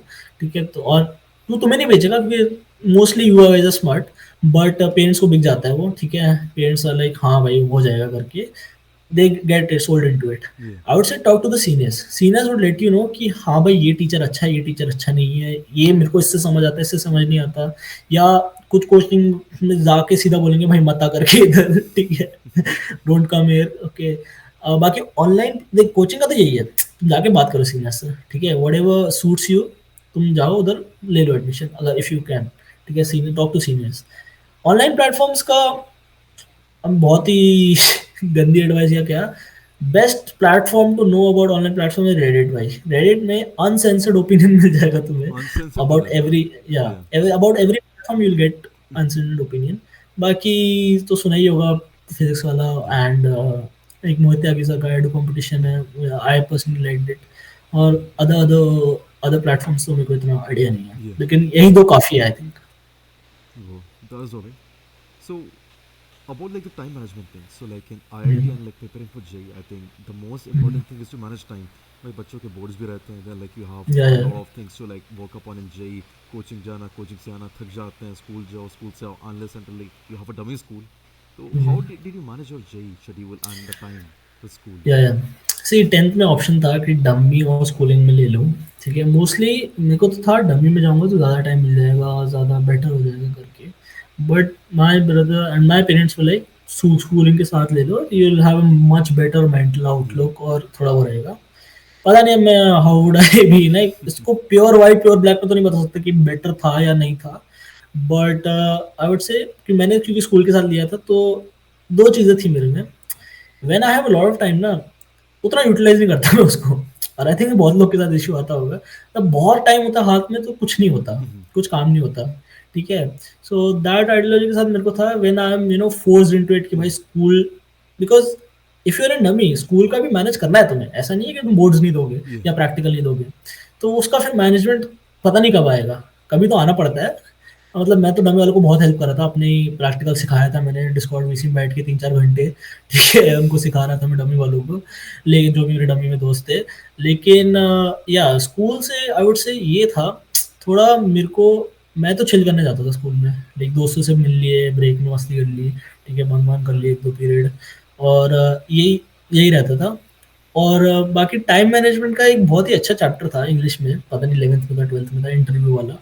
ठीक है, इंटरव्यू विद कुछ तो था जिसमें इंटरस्टाइसिस के बारे में बात करते हैं, Yeah. है ना? तो ये मेरे को बाद में पता चला था, but I used to already do this in my life कि भाई बिल्कुल थोड़ा सा भी अगर टाइम फ्रेम मिल जाता था ना, because if you listen to my schedule, मेरा शेड्यूल ये रहता था, मान लेते 5:30 या 6 उठे in the morning, then ready होके बस पकड़ी 6:30, 7:30 तक स्कूल पहुंचे, स्कूल है 12:30 या 1 तक, फिर छूटने के बाद घर पहुंचे 1:30, Yeah. देन 2 o'clock मेरा आ जाता था van driver, half an hour 1 hour में मेरा वैन ड्राइवर आ जाता था। देन वो सबसे ज़्यादा टाइम वेस्ट वैन में होता था, बिकॉज इधर उधर से घुमा के ले जाएगा वो, and my house was also very far from the coaching. So by 4 मैं मतलब 3:30 में पहुंच जाता था coaching, by 4 we had classes 4 to 6, 2 hour का वन क्लास एक सब्जेक्ट का, 6 to 6:15 break and 6:15 to 8:15 again one class, and then I used to be back by 9:30 in the night. तो जिस दिन कोचिंग और स्कूल होता था ना, effectively I have no time left because 9:30 तक मैं घर पहुंचा, थोड़ा चेंज करके फ्रेश होके खाना खा के 10 बज जाते थे. So from 10 to I have to study till whatever time so that I can sleep and wake up by 5:30 or 6. Yeah. ठीक है, तो मैक्सिमम मैक्सिमम लाइक 10 to 12 या 10 to 1 पढ़ पाता था मैं, क्योंकि फिर सोना भी है, या कभी कभी अगर बहुत काम है तो 2-3 बजे तक सो गए और फिर बीच में स्कूल में सो गए या करके कंपनसेट कर दी नींद. तो ये होता था. तो टाइम टाइम तो बिल्कुल नहीं था, लेकिन निकालना आना चाहिए. So let's see if you are going to coaching, like for me 4 days a week average रहता था, कभी कभी 5, कभी कभी 3 तो बहुत कम, लेकिन 4 एवरेज रहता था. 4 days a week कोचिंग रहेगी, और स्कूल तो 5 days a week रहता है, और सैटरडे ऑफ रहता है हमारा स्कूल थैंकफुली, काफ़ी का सैटरडे भी वर्किंग रहता है. तो सैटरडे संडे स्कूल ऑफ है, 5 days a week है. और जैसे तुझे याद होगा फ्राइडे में आज तक नहीं आया स्कूल, है ना, क्योंकि फ्राइडे टाइम टेबल बहुत ब्रूटल था हमारा. ब्लॉक ब्लॉक पीरियड्स थे, फिजिक्स Okay, केमिस्ट्री मैथ्स के. Bob. तो Chemistry. फ्राइडे तो हमें आता ही नहीं था, because Yeah. C if you don't go 1/5 days still you will B over 80%. ठीक है, अटेंडेंस, तो अटेंडेंस एग्जैक्टली उतने रख के भी तुम मेंटेन कर, पहले स्कूल क्यों जा रहे हैं, अटेंडेंस मेंटेन करने के लिए पहली Yeah. बात तो, ठीक है, एंड रिलैक्स करने के लिए. तो अटेंडेंस का रख के फ्राइडे हमेशा ऑफ लेता था मैं. वाई? बिकॉज संडे एग्जाम रहता था कोचिंग का मोस्टली, या मंडे को साइकिल टेस्ट रहता था स्कूल का. तो फ्राइडे को ऑफ लेने की वजह से सुबह का बहुत अच्छा टाइम मिलता था पढ़ने के लिए, कोचिंग के टेस्ट के लिए या मंडे को स्कूल का साइकिल टेस्ट के लिए. तो एक फ्राइडे मेरा हो गया जिसमें बैकलॉग क्लियर हो गए, टेस्ट के लिए पढ़ लिए. फ्राइडे बहुत अच्छा दिन रहता था कि छुट्टी मार ली स्कूल से. बाकी 4 days a week अगर क्लासेस है मेरी, तो there are three types of day रहते थे मेरे, जिसमें स्कूल है कोचिंग नहीं है, कोचिंग है स्कूल नहीं है, या कोचिंग स्कूल दोनों है. तो ये फर्स्ट डे जिसमें कोचिंग स्कूल दोनों है, उसमें the time I use to get 9 to 12, I would be like जितना कोचिंग में मैं उतना रिवाइज कर लिया, उसके शॉर्ट नोट्स बना लिए, उसके जितना अगर काम दिया उतना कर लिया, या स्कूल का कुछ काम है तो वो कर लिया जो नहीं रहता था मोस्टली. ठीक है, स्कूल में ऐसा कुछ सॉल्विंग लिए नहीं मिलता था हमें, है ना, ऑब्वियसली. बट ऐसा होता था ना कि मैं जैसे मैथ्स में एक चैप्टर कंप्लीट हो गया, लेकिन मैं सो रहा हूँ उसमें, अगर अपनी नींद कंपनसेट करने के लिए, तो वो एक बार चैप्टर देख लिया, सो दैट स्कूल का तो बैकलॉग नहीं आना चाहिए इतना, है ना. तो उस दिन उतना हो जाता था कि भाई बैकलॉग में कुछ ना आ जाए, और कुछ आ भी जाए अगर, जैसे कोचिंग में बहुत बड़ी डीपीपी दे दी जो कल ही डिस्कस होनी है, तो उसको जितना भी हो सकता है मेरे से 50-60% उतना कर लिया. ठीक है, देन दूसरा दिन होता था जो जिसमें स्कूल नहीं होता था, कोचिंग होती थी. ये भी could have been more productive, but मेरा इतना प्रोडक्टिव नहीं रहता था, बिकॉज मॉर्निंग में लेट ही उठता था, तो ऐसा लगता था भाई आधा दिन तो गायब ही हो गया. जैसे I would sleep at 1 or 2 same timing, but wake up at 10 करके. Yeah. If I had like school तो मैं 6 बजे उठता था, और तब भी मैं फंक्शन करता था पूरे दिन. But at that days I would like compensate my sleep, जैसे थोड़ा है ना माइंड वाइंड सब सही रहे. तो 2 बजे सो के भी जैसे 10 बजे उठ रहे, तो थोड़ा हो जाती थी 8 घंटे की नींद कंप्लीट उस दिन पे, जिस दिन स्कूल नहीं होता था, कोचिंग होती थी. तो 10 से ब्रेकफास्ट ब्रेकफास्ट सब वो करने के बाद like I would sit at for studying from like 11:30 और समथिंग. बाय 1:30 और something I would make lunch, and lunch बनाने के बाद वैन वैन आके कोचिंग चला जाता था, और फिर रात को भी अच्छा टाइम मिल जाता था पढ़ने के लिए. तो उस दिन भी हो जाती थी 3-4 घंटे की पढ़ाई. एंड डेज जहाँ पे कोचिंग नहीं होती थी, स्कूल होता था, उस दिन बिकॉज शाम को मेरे पास खुद है, तो I would go to play basketball शाम को 5 to 7, कम बैक. स्कूल के आने के बाद like I would back by 1-1:30, सो 2 तक लंच भी कर लिया. So again these days I would compensate my sleep by sleeping in the afternoon 2 to 4, थोड़ी स्लीप हो गई कंपनसेट. ठीक है, आफ्टरनून में पढ़ सो गया थोड़ा 2 to 4 या 2 to 3:30 usually I would sleep, because मेरे को होता था खेलने जाने से पहले कम से कम 1 hour या 1.5 hour पढ़ लूँ. तो 3:30 तक सो गया, उठने के बाद 3:45 तक रेडी वेडी होकर 4:45 तक पढ़ लिया 1 घंटा, and then go play basketball 5 to 7. Then again वही रात का शेड्यूल जितना पढ़ने को मिलता था. तो इन 3 डेज में मैंने डिसाइड कर रखा था कि कहाँ कहाँ मेरे को पढ़ना है, पक्का से स्लॉटेड था. ऐसा नहीं था कि you know some people time table नहीं होता, and this is not a fix time table, but थोड़ा मीडियन आइडिया है कि भाई इतना तो पढ़ना है. अब ये टाइम टेबल सुनने के बाद कुछ लोग सोचेंगे भाई 8 घंटे तो इसमें आए ही नहीं, 8 घंटे पढ़ने के, है ना. हमने सोचा था भाई जे के लिए 8 घंटा पढ़ना होता है, ऐसा बिल्कुल नहीं है. ठीक है, अब तुम सोचोगे अगर तो मैं स्कूल जा रहा हूँ, जिस दिन स्कूल कोचिंग जा रहा हूँ, स्कूल जा रहा हूँ उसमें लेट से 2 घंटे की पढ़ाई हो रही है स्कूल में इफेक्टिवली. ठीक है, कोचिंग जा रहा हूँ उसमें 4 घंटे की पढ़ाई हो रही है, तो देखा जाए तो 6 घंटे की पढ़ाई हो गई है ना. और फिर रात को मैं 2-3 घंटे पढ़ रहा हूँ, तो ऐसा करके तो 9 घंटे की पढ़ाई हो गई। तो कुछ लोग जो बाकी इंटरव्यू देते हैं ना, वो यही बोलते हैं भाई मैं 9 घंटे पढ़ा। यूजुअली जो पढ़ाई बोलनी होती है वो होती है सेल्फ स्टडी की। Mm-hmm. तो self study if you doing 8 hours तो भाई तो 1000 के अंदर रैंक आ जाएगी, ठीक है। Self study if you doing 2 2 years 8 hours every day, तो कोई नहीं रोक सकता तुम्हें भाई टॉप रैंक्स लाने में। If you're doing what I was doing, like at least maintain 2 to 3 hours self study every day. Yeah. Maintain मेरे से भी नहीं होती थी every day, but at least a month में like I would say 5 to 6 days रह जाता था ये 2 घंटा 3 घंटा सेल्फ स्टडी करने का भी। इसके वजह से आई स्लैक्ड ऑफ। लेकिन every day if you can maintain at least 2 to 3 hours self study मतलब खुद घर रूम में अपने स्टडी रूम टेबल पे बैठ के पढ़ने वाली सेल्फ स्टडी है, ऐसा कोचिंग वोचिंग सब एक्सक्लूड करके। Max you have to do is like 4 to 5 hours, ठीक है, in your 11th 12th। Max इतना भी करो बहुत है। If you are doing 8 hours तो अच्छा है, लेकिन इतना भी करोगे तो काफ़ी है। And minimum at least 2 hours 3 hours you have to study self study, ठीक है। बाकी ये इंटरस्टाइटिस वाला जो मैं कॉन्सेप्ट बोल रहा था वो ये है, जैसे कि I waiting for my, if you are waiting for your bus सुबह या waiting for your van, 15-20 minute होते हैं वैन, या उसमें कम्यूट कर रहे तो या तो सो जाओ या पढ़ लो, ये भी एक टाइम है। बीच में लाइक जैसे कोचिंग का ब्रेक होता था हमारा, उसमें तो चलो हम रिलैक्स करते थे 6 to 6:15, बट कभी कभी 6:15 से when we were back in class थोड़ा टाइम लग गया टीचर को, वो थोड़ा 5-10 मिनट का स्लॉट है, ठीक है। और क्या क्या स्लॉट से खाना, you are waiting for food, ठीक है, लेकिन खाना रेडी नहीं है तो उसमें 10-15 ऐसा होता है। जैसे इफ यू आर, मैंने जैसे अभी बताया था 7 से 7:30 to 8:30 थोड़ा कुछ कर लिया, एंड देन 8:30 से I would eat food, but कभी कभी रेडी नहीं हुआ, 8:45 तक रेडी हुआ, तो वही 15 मिनट का स्लॉट मिल गया। ऐसा बीच बीच में 15-20 मिनट के बहुत स्लॉट मिलते हैं, एटलीस्ट 10 minutes to 15 मिनट बहुत स्लॉट्स मिलते हैं। इसमें यू आर जस्ट एग्जिस्टिंग, ऐसा बस खड़े रहते हो जैसे बस का वेट कर रहे हो, है ना, या बात कर रहे हो किसी से, टाइम वेस्ट कर रहे हो, ठीक है। इंस्टेड ऑफ दैट जस्ट भाई बुक रखो हाथ में, पढ़ लो कुछ। इतने 10-15 मिनट में you will be able to read like 3 to 4 pages, and if you are maintaining short notes you will be able to revise a chapter in 10 to 15 minutes. तो मैं यही करता था, जैसे वैन के लिए वेट कर रहा हूँ, कुछ पढ़ लिया, खाना खाने के बाद या लंच के वक्त खाना खा लिया, lunch, and then waiting for the van, तो उसके बीच में मैंने रिवाइज कर लिया कि आज क्या पढ़ाने वाला है या कल क्या पढ़ाया था, अगर कनेक्टिंग है तो यूज दिस टाइम, निकालो अपने लाइफ में कि भाई जागा रहे 24 घंटे।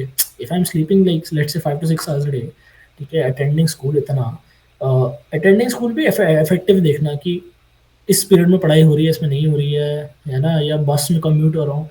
Lot of people would be like हाँ मैं 6 o'clock से 2 o'clock स्कूल में होता हूँ तो गए 8 घंटे, भाई ऐसा नहीं होता उसके बीच में तुम बस में कम्यूट कर रहे हो 2 घंटे, और 2 घंटे तुम इफेक्टिवली या तो सो सकते हो या पढ़ सकते हो, काफ़ी टाइम है वो, ठीक है। बीच में ब्रेक होता है 25 मिनट का, ब्रेक में 25 मिनट तो तुम खाना नहीं खाओगे, लेकिन मैं बोलूँगा पढ़ना भी मत, थोड़ा चिल ही करना दोस्तों के साथ। उसमें भी फिर रिलैक्सेशन टाइम आ गया। अब इसमें मैंने कहीं पे भी वो मेंशन नहीं करा खेल रहे हैं फ़ोन पे या वैलोरेंट खेल रहे हैं लैपटॉप पे, ये टाइम निकल जाता है। जैसे सैटरडे को लेट्स से छुट्टी है स्कूल की सुबह, है ना, अब सुबह तो कोई खेलने भी नहीं आता दोस्त मेरा, लेकिन लेट्स से 12 बजे के आसपास when everyone is free, so 12 to 2 खेल लिया भाई, वैलोरेंट खेल लिया दोस्तों के साथ या कुछ। मैं जैसे मैंने क्या क्या खत्म किया, मैंने बहुत सारे एनिमे, मैंने सीरीज खत्म करी है। मनी आइस सीजन 2 आया था 11-12 के बीच में, पीकी ब्लाइंडर्स का सीजन 5-6 आया था, 6 तो आई थिंक बाद में आया था, लेकिन हाँ 5-6 आया था, वो भी खत्म कर लिया। बहुत सारे एनिमे खत्म कर लिए। तो इसका टाइम मैंने बोला नहीं है, लेकिन बीच में निकल जाता था ये, जैसे हाँ ये एनिमे का जैसे एक एपिसोड तो मैं खाना खाते वक्त ही देख लिया करूँगा। ब्रेकफास्ट तो चल स्कूल में हो रहा है, ठीक है, तो उसका तो कुछ नहीं कर सकते। लंच खाते खाते जैसे देख लिया एनिमे, डिनर खाते खाते देख लिया एनिमे या यूट्यूब। तो ऐसा कभी फील नहीं होता था कि भाई फ़ोन छोड़ रखा है जेईई के लिए, है ना, सीरीज़ छोड़ रखी है मूवीज़ छोड़ रखी है, ऐसा कभी फील नहीं हुआ। ऑल्सो मूवीज़ का क्या था, we are in army, so हमारे आर्मी सिनेमा होता है every Friday, I used to go with my parents movie देखने शाम को, बिकॉज़ लग जाती थी फ्राइडे को, लेकिन इतना भी अच्छी नहीं आती थी, तो कभी जब भी अच्छी आती थी we used to go. Friday को जब कोचिंग नहीं होती थी मेरी, तो वी यूज्ड टू गो। तो इसमें ऐसा कुछ नहीं है कि बहुत ही गिव अप मार रखा है, सेल्फ सैक्रिफाइस लाइक मार पूरा रखा है, या मैंने बैलेंस बना के चल रहे हैं हम लोग, और हम पढ़ाई भी या कर रहे हैं, तो मतलब द मेन थिंग इज कि लाइक समय आपको निकालना पड़ेगा। समय है या आपके पास, पर आपको निकालना पड़ेगा। आपको देखना पड़ेगा भाई देखो, अगर जा कहाँ रहा once you sit down and note कि भाई कहाँ जा रहा है टाइम, तो दिखता है कि भाई बहुत टाइम है, बस जा रहा है तो वो जा रहा है टाइम को है। तो यूटिलाइज करोगे तो लगेगा कि हाँ भाई टाइम तो है, बस वो यूज नहीं कर रहा मैं। एंड ये तो हो गया स्कूल वालों के लिए, ठीक है। अब जो डमी में है भाई, उनका तो टाइम ही टाइम है, मेरे को तो समझ नहीं आता भाई वो कैसे नहीं ला पाते रैंक, ठीक है। अब ऑब्वियसली तुम कुछ ना कुछ तो तुम ही गड़बड़ कर रहे हो, है ना, जब तुम्हारा टाइम है। जैसे आई वुड से टेल हमारे जो डमी स्कूल का टाइमिंग था आई थिंक 10 to 2 था फिट्जी का, उसमें लाइक 10 to 2:15 या समथिंग, Yeah. बीच में 15 मिनट का ब्रेक। तो मॉर्निंग में even if you are waking up like let's say 9, ठीक है, या 8:30, आधे घंटे में ब्रेकफास्ट रेडी और करके वैन में तुम बैठ के आ गए अगर कोचिंग, ठीक है, तो सुबह का टाइम तो हो गया। But if you are waking up at 8:30 तुम सो भी लेट रहे होगे, है ना, या अगर तुम ठीक ठाक टाइम पे सो रहे हो 8:30 सो उठ रहे हो तो लेट्स से 12 o'clock सो रहे हो, 12:30 सो रहे हो, as a dummy student you are getting 8 hours of sleep, okay. 8 hours की स्लीप मिल गई, 2:15 के छूटे कोचिंग से, 3 बजे तक पहुंच गए। I don't think you would need afternoon sleep इसके बाद, क्योंकि तुम रात को सोए हो 8 घंटे। बट कोचिंग से आने के बाद एकदम पढ़ने का मन तो करता नहीं है, ठीक है। तो लेट्स से तुमने थोड़ा रिलैक्स कर दिया, 3 o'clock आए, 3:30 या 4 तक रिलैक्स कर दिया। After that you have the whole day till 12:30 at the night, ठीक है। 4 to 12:30 भाई बहुत टाइम, 8 घंटे।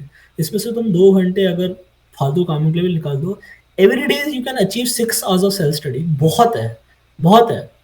And also you are in dummy, you have like 6 days a week, ठीक है, क्लासेस। क्लासेस हर दिन होती है, सैटरडे को भी होती है, as far as I know FIITJEE में। सो भाई छः, तुम्हारा सिलेबस भी जल्दी हो जाएगा 11th का, है ना, तो टेस्ट का तुम दे सकते हो, सिलेबस जल्दी हो जाएगा, टाइम मिलेगा तुम्हें एक 11th और 12th के बीच में अपना 11th का ब्लैक होल क्लियर करने के लिए या 12th का पढ़ने के लिए। तो डमी है तो ऐसा लग रहा है कि भाई तो मैं स्कूल के साथ क्यों लूँ, है ना। बट ये जो टाइम मिलता है ना, ऑब्वियसली इफेक्टिवली नहीं करते लोग यूटिलाइज। Yeah. और अभी लग रहा होगा कि अच्छा नहीं नहीं ये होंगे लोग, हाँ नहीं मैं तो करूँगा, तो मैं तो करूँगा, पहले ट्राई कर ले 10th में ठीक है, नहीं होता। 10th में also you don't have coaching, Yeah. देखा जाए तो 10th में भी you are living like a dummy student, ठीक है। सुबह जा रहे हो और 2 बजे तक तुम आ जाते हो, 2 या 3 बजे तक, विंटर टाइमिंग में 3 बजे लग जाते हैं। After 3 o'clock you are free, try to do 6 hours of self study. तुम 6 hours ऑफ सेल्फ स्टडी करोगे 10th में, भाई तुम्हारे तो वैसे ही बोर्ड टॉपर बन जाओगे, एटलीस्ट स्टेट टॉपर, ठीक है। बट नहीं होता, ऑब्वियसली नहीं होता। अगर पूरा एनुअली कोई 6 घंटा पढ़ रहा है बोर्ड्स के लिए, स्टेट टॉपर भाई कोई नहीं रोक सकता ठीक है, तो वही है। बट नहीं होता सबसे, तो जो भी टाइम मिल रहा है यूटिलाइज करो, और ऐसा सैक्रिफाइस टाइप नहीं हो, बिकॉज बीच में तुम्हें मिल रहा है एंजॉय करने का टाइम, Mhm. ठीक है, तो एंजॉय भी करो बीच में। Like time के अलावा like the one of the most important things that we have is the revision. अब हम्म, भाई जे में आने के बाद 11 12 में सिलेबस ही हमारा इतना हो जाता है कि अब वही रहता है कि यार 11 बर्बाद हो गए 12 में आने के बाद, कि यार 11th के बैकलॉग हम्म। इतना है कि अब 12 भी करनी है 11th भी करनी है। तो मतलब what do you think about that thing कि लाइक दैट रिविजन। मेरा तो क्या था 10th में, yeah. Once I was giving my FIITJEE का टेस्ट करके, ऑब्वियसली थोड़ा सर्च भी कर रहे थे हम जेईई के रिलेटेड और उस सब आईआईटी से रिलेटेड। बहुत ही रैंडम सजेशन आया था मेरे को, एक सांको करके यूट्यूब चैनल था, सांको कौन करके। तो उसका कुछ तो लाइफ जेईई करके जो भी होता है वो तो बहुत देखते हैं 11th में है ना, 10th 11th में बहुत देखते हो लाइव इन जेईई का एस्पिरेंट या कुछ करके। तो ऑब्वियसली वो मेरी फर्स्ट वीडियो थी देखने के लिए एज अ लाइफ हो करके ना, मेरे को रिकमेंडेशन आई थी, आई सॉ इट। एंड उसके उस ही had mention some short note something, तो मेरे लिए बहुत ही एलियन कॉन्सेप्ट था शॉर्ट नोट्स क्या होते हैं। एज अ या। 10th तो मैं नहीं पता होता शॉर्ट नोट्स क्या होते हैं। तो मैंने देखा and he had linked his drive, कि ना गूगल ड्राइव, कि ये शॉर्ट नोट्स है और मेरे। तो मैंने बोल देखा उसको, और पर्सनली एस्थेटिक्स टाइप मेरे को बहुत अच्छा लग रहा था, कि मेरे को था I will also make this. तो मैंने 11 से ही शॉर्ट नोट्स बना रहा था, चैप्टर खत्म हुआ कोचिंग में, उसके शॉर्ट नोट्स बना लिए। और इससे मेरे पास है क्या शॉर्ट नोट्स, 2 सेकंड, हाँ अभी यहीं पे रखे हुए हैं मैंने अपने। जैसे ये केमिस्ट्री के है, तो भाई पूरे पेज में, अब कितना ही, हाँ, अब जैसे पूरे पेज में या। जैसे इलेक्ट्रोकेमिस्ट्री आ गई, है ना, चल इलेक्ट्रोकेमिस्ट्री में तो जैसे 2 पेज लगे थे, तो ये 2 पेज में इलेक्ट्रोकेमिस्ट्री आ गई। कोचिंग में होंगे कुछ 30 40 पन्ने। पर्सनली आई डोंट नो कितने लोग को लगता है, but for me I was like 30 40 pages कोई नहीं पढ़े, ठीक है। बट एक बार इसको शॉर्ट नोट्स बन जाते हैं, 2 पेज में आ जाते हैं, बहुत ही फास्ट डिवीजन हो जाती है। बट से शॉर्ट नोट्स तो सभी बनाते हैं, ठीक है, if you are not making by your mid 11th और 12th, बाकी लोग के सुनते सुनते तुम भी फिर चालू हो जाते हो। एंड हेल्प तो होती है बहुत, बिकॉज एवरी 14 डेज जो हमारे टेस्ट होते थे, उसमें तुम पूरे नोट्स वापस रिवाइज नहीं कर सकते, या। ठीक है। If you have already not gone through those notes you are done for. एक बार तो गॉन थ्रू होना ही है, और उसी गॉन थ्रू में अगर तुम शॉर्ट नोट्स बना लोगे तो मच बेटर, ठीक है, क्योंकि फिर तुम शॉर्ट नोट्स के गो थ्रू कर सकते हो टेस्ट के लिए। बाकी तुम अगर कोई टेस्ट दे रहे हो, तुम्हें कोई क्वेश्चन इनकाउंटर हुआ जिसमें नई थ्योरी आ गई जो तुम्हें हो सकता है कोचिंग में नहीं पढ़ा हुआ, ऐसा बहुत बार होता है, ठीक है, तो वो तुम अपने शॉर्ट नोट्स में ऐड कर लो थ्योरी कहीं पर से पढ़ के, ठीक है। कोई नया टाइप ऑफ क्वेश्चन मिल गया जिसमें बहुत ही स्पेसिफिक ट्रिक लग रही है, अपने कुछ शॉर्ट नोट्स में ऐड कर लो, ठीक है, अगर वो रूटीन प्रॉब्लम है जो बहुत बार आता है। तो शॉर्ट नोट्स में ऐड करते रहो, because at the end of the time मैंने शॉर्ट नोट्स ही गो थ्रू करे बहुत बार, और इससे क्या होता है ना, चैप्टर कम से कम 7-8 बार रिवाइज़ हो जाता है कि भाई Yeah. मैंने कम से कम 7-8 बार रिवाइज़ कर रखा है। तो इसी की वजह से क्या था कि मतलब अगर 12th में कोई पुराना कॉन्सेप्ट यूज़ हो रहा है 11th का, मेरे को याद रहता था वो, इसी की रीज़न से, क्योंकि रैंडमली पढ़ लिया। और वो जो इंटरस्टेशियल टाइम मिलता था बीच में 15-20 मिनट का, उसमें आई वाज़ लाइक चलो भाई एक चैप्टर ही पढ़ लेते शॉर्ट नोट से, चैप्टर पढ़ लिया, कभी-कभी 2 पढ़ लिए। तो एक थोड़ा बैक ऑफ द माइंड में रहता था कि अच्छा ये है, वो है, वो है। तो शॉर्ट नोट्स तो पक्का बनाने हैं, ठीक है? कैसे बनाने हैं वो तुम्हारी मर्ज़ी है। मैंने तो बहुत पतली-पतली सी ब्लैंक कॉपीज़ ली थी एंड उसमें पूरा लिख लेता था। ब्लैंक कॉपी में कुछ लाइन वाइन तो है नहीं, तो अपने हिसाब से छोटा-छोटा भी लिख लिया, ठीक है? हाइलाइटर मार दिया बिकॉज़ ब्लैंक है। Yeah. तो आई वुड रिकमेंड, हाँ, ब्लैंक पेज में लिख लो। बाकी कुछ लोग ने, मेरे दोस्तों ने जैसे ना ए4 साइज़ शीट में लिखते थे और स्टेपल कर देते थे, और फिर उनकी कंडीशन खराब हो जाती थी। तो फिर मैंने दिखाया भाई मेरा नोटबुक है, फिर they also switch to a notebook. If you are making on a paper और फिर उसको ऐसे लगा रहे हो अपने डेस्क में, तो उससे बेटर एक नोटबुक रख लो, तो तुम उसको कैरी भी कर सकते हो स्कूल में। तो या काफ़ी लोग आई थिंक फॉर्मूला शीट्स और वो सब तो बनाते ही है, बट कॉन्सेप्ट वाली भी बना लो। तो मतलब एक एक पेज पे लाइक एक पूरे चैप्टर का आप लिख लोगे तो आपने पूरा ए टू हाँ, जेड रिकवर कर ज़रूरी नहीं लिया। है तुम्हें एक पेज में ही करना ही है। Yeah. कुछ लोग, मेरे को याद है जैसे मैंने जैसे यूजुअली एक पेज में आ जाता है, Mm-hmm. लेकिन अगर 2-3 पेज भी लग रहे हैं तो फ़र्क नहीं पड़ता। 2-3 पेज लग रहे हैं, 10 पेज लग रहे हैं, फ़र्क नहीं पड़ता। लेकिन शॉर्ट नोट्स का मतलब ये होता है कि अब जैसे कोचिंग में पढ़ाते हुए ना, कुछ एग्ज़ाम्पल्स लेते हैं या कुछ थ्योरी देते हैं तुम्हें एज़ अ फर्स्ट टाइम, जैसे तुम्हें कॉन्सेप्ट अंडरस्टैंड हो पाए, Yeah. ठीक है? वो ये नहीं होता कि तुम उसको बार-बार पढ़ो, तो वो एक ही बार में समझ आ जाता है। वो एक ही बार में समझने वाली बात अपने शॉर्ट नोट्स में मत लिखो। एक बार में समझ आ गई तो वापस लिखने की ऐसा नहीं है। तुम Yeah. देख, तुम रिवाइज्ड नोट्स नहीं बना रहे अपने, तुम शॉर्ट नोट्स बना रहे हो।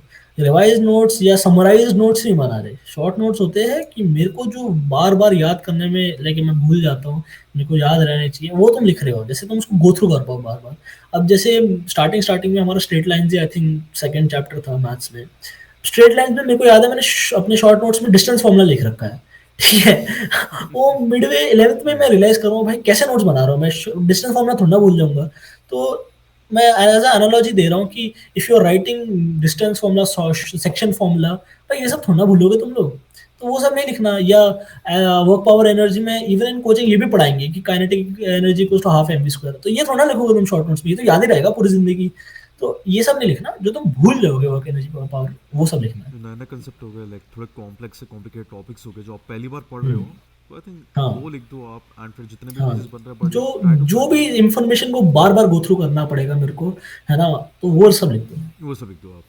तो हाँ, लाइक रिवीजन तो वही है कि आप जितनी बार उसको देखोगे जितनी बार आप उससे गो थ्रू करोगे उतना आपका कंसेप्ट या अच्छा होगा। या तो like along with revising 11। Revision का वही है कि मंथली मंथली तो नहीं, एवरी 3 मंथ्स या कुछ एक बार रजिस्टर पढ़ लेना अपना कोचिंग का। बिकॉज़ रजिस्टर बहुत मोटा होता है, बहुत टाइम लगता है उसमें, ठीक है? क्योंकि रजिस्टर का 3 मंथ्स में मैं पढ़ने को इसलिए बोल रहा हूँ, एक बार तो उसका सिलेबस का टेस्ट हो गया, उस टाइम तो पढ़ना ही है रजिस्टर, ठीक है? एवरी 3 मंथ्स इसलिए पढ़ने को बोल रहा हूँ बिकॉज़ इन योर रजिस्टर वो रहता है, सॉल्व्ड एग्ज़ाम्पल्स रहते हैं, जो कोई कराए कोचिंग में, ठीक है? इफ 3 मंथ्स से पहले, अभी तो 3 जो चल रहा है मंथ, उसका सिलेबस चल रहा होगा ना, तुम कोई और ही चैप्टर कर रहे होगे, कुछ और डीपीपी कर रहे होगे, कुछ और बुक कर रहे होगे। जो 3 मंथ पुराना जो तुमने बुक करी होगी, डीपीपी करी होगी, उसमें कुछ तुमने क्वेश्चंस करे होंगे और उस वक़्त हो गए होंगे। अगर वही क्वेश्चन अभी दे दूँ तो थोड़े-थोड़े धुंधले-धुंधले से तुम्हें मेथड याद रहता है। तो एवरी 3 मंथ्स एक बार रजिस्टर पढ़ लो, जैसे तुम सॉल्व्ड एग्जांपल के थ्रू गो थ्रू कर लो कि क्वेश्चन सॉल्व कैसे करते हैं, ठीक है? और एवरी 2 टू 3 वीक्स या शॉर्ट नोट्स पढ़ लो, कि तुम्हें थ्योरी रहे कि भाई थ्योरी ये थी, ऐसे लगाना होता है थ्योरी को, मतलब थ्योरी ये है जो लगानी है मेरे को क्वेश्चन में, और क्वेश्चन में लगाने वाला ना ज़्यादा रिटेन होता है थ्योरी से। या तो शॉर्ट नोट्स में थोड़ा थ्योरी रहेगी, तो every 21 days you can refresh कि ये थ्योरी है। और जो क्वेश्चन लगाने वाला जो मेथड होता है ना, वो ज़्यादा रिटेन होता है, तो 2-3 महीने लग जाते हैं उसको थोड़ा भूलने में। या अगर तुम मॉक्स टेस्ट दे रहे हो तो तुम वो भी नहीं भूलते। बट अगर तुम नहीं दे रहे हो उस सिलेबस के, तो उसके solved examples every 3 months just refresh 90 days में देख लिए कि क्वेश्चन सॉल्व कैसे, मैंने अप्लाई कैसे करी थी ये थ्योरी। या जैसे थ्योरी और एप्लीकेशन पार्ट दोनों तुम्हें रिवाइज्ड रहे। तो उसका तुम स्लॉटिंग अपने हिसाब से कर सकते हो। मैंने थोड़ा अपने ट्रायल एंड एरर के बाद पता लगाया था कि 21 के बाद थ्योरी अगर रिफ्रेश करते हो तो सारी थ्योरी दिमाग में रहती है। और रजिस्टर का क्वेश्चंस का आउट से मैं तो खुद नहीं पढ़ता था रजिस्टर। मैं क्या करता था, एवरी 3 मंथ्स 10-15 पीवाईक्यू उठा लिया अलग अलग टॉपिक के, और करके देख लिया कि अभी भी आते नहीं आते। उसमें से 15 में से ज़्यादातर में से 5-6 ही होते थे, बाकी सब में थोड़ा बीच-बीच में रुक जाता था, तो उसके वापस पढ़ लिया मैंने सॉल्यूशंस, तो रिवाइज़ हो जाते थे। इसमें आई वुड से रजिस्टर पढ़ने से ये बेटर इसलिए क्योंकि तुम एक्चुअली रीड कर रहे हो क्वेश्चन्स, या तो एक बार हैंड ऑन एक्सपीरियंस भी आ जाता है उस चैप्टर का। That is great actually. तो एक बच्चों को डाउट और रहता है कि लाइक अब 11th हो गया, 12th में आ गए, तो जब 12th कर रहे होते हैं वो लोग, तो लाइक उनको लगता है कि 11th को रिवाइज करेंगे, अभी 12th के चैप्टर भी चल रहे हैं, 12th के क्वेश्चन भी करने हुँ। हैं, तो 12th करते करते फिर वो लोग क्या 11th भूल जाते हैं आधे लोग, फिर उनको लगता है यार अभी तो देख 11th भी करना है तो। आई थिंक ये प्रॉब्लम तो आती है काफ़ी कम लोगों को। काफ़ी क लोगों को तो ये प्रॉब्लम होती है कि भाई 11th तो आती ही नहीं मेरे को तो 11th भी पढ़नी है। मतलब 12th में ठीक है 11th को पहली बार पढ़ रहे हाँ। होते हैं। 11th मतलब उनको ऐसा होता है कि ऊपर-ऊपर से पढ़ ली, क्वेश्चन तो हो नहीं रहे मेरे से पीवाईक्यू के, अब तो क्या ही होगा करके 11th तो मेरे को आती नहीं है, 12th के बाद जो 1-2 महीना मिलता है जेईई से पहले, या उसमें पढ़ लूँगा 11th। ये बंदे तो बर्बाद ही हो जाते हैं, तो ये तो मत ही करना, है या ना? कि लास्ट के 1-2 महीने में पढ़ रहे हो 11th। आई वुड से टाइम निकाल लो, जैसे मैंने अभी इसके लिए बताया था एवरी 14 डेज़ के लिए होता था, तो सेकंड वीक में मैं 1 घंटा निकाल लेता था। 11th का क्या होता था हमारे 14 डेज़ में ना सारे 12th के टेस्ट नहीं होते थे। जैसे एवरी 14 डेज़ में बीच में 11th का रिकैप टेस्ट भी डाल देते थे हमारे फिटजी वाले। या जिसमें लेट्स से नो फेज़ हाँ, पूरा एक्सप्लेन करना पड़ेगा बट ऐसे टॉपिक्स बैग्स बना रखे थे विद टॉपिक्स कि इस बैग ये बैग आएगा, ये टॉपिक आ जाएगा, ये टॉपिक आ जाएगा। ऐसे कर के 5-6 टेस्ट में पूरा 11th का हमने टेस्ट ले रखा था। या तो जैसे एक दिन जो टेस्ट है उसमें 4 मैथ्स के आ रहे हैं, 4 फिज़िक्स के आ रहे हैं, 4 केमिस्ट्री के आ रहे हैं। ऐसे-ऐसे कर के ज़्यादा से ज़्यादा 20 चैप्टर होते हैं 11th में। तो अगर तुम 5 टेस्ट भी लोगे तो हो जाएगा पूरा सिलेबस का खत्म, है ना? तो ये रिकैप टेस्ट रखते थे, रिकैप्चुलेशन टेस्ट कुछ तो था नाम, ठीक है? तो उसके लिए हमें पढ़ना पड़ता था वापस या स्किप कर लो, जो बहुत लोग करते थे, नहीं देते थे रिकैप टेस्ट। लेकिन मैं तो देता था तो उसमें क्या रहता था कि पढ़ना पड़ता था वापस 11th का, ठीक है? और मेरी तो इतनी बर्बाद नहीं थी जितनी मैं सोचता था, ठीक है? रिकैप टेस्ट मेरे को समझ आया कि बाकी तो बहुत बेकार हो रखी है। तो यही है कि जिनने नहीं पढ़ा वो सेट कर लो कि 30 डेज़ में अब जो 12th पूरा है, ठीक है? 12th पूरा है भी नहीं बोलना चाहिए, मार्च तो लाइक 3rd मंथ है, जनवरी में चालू हो जाता है, तो तुम्हारे पास अगर लेट्स से 8 महीने भी है, तो 8 महीने बहुत है बे। 30 डेज़ में if you keep a test, let's say 30 days में तुम एक टेस्ट रख रहे हो 11th का देने के लिए।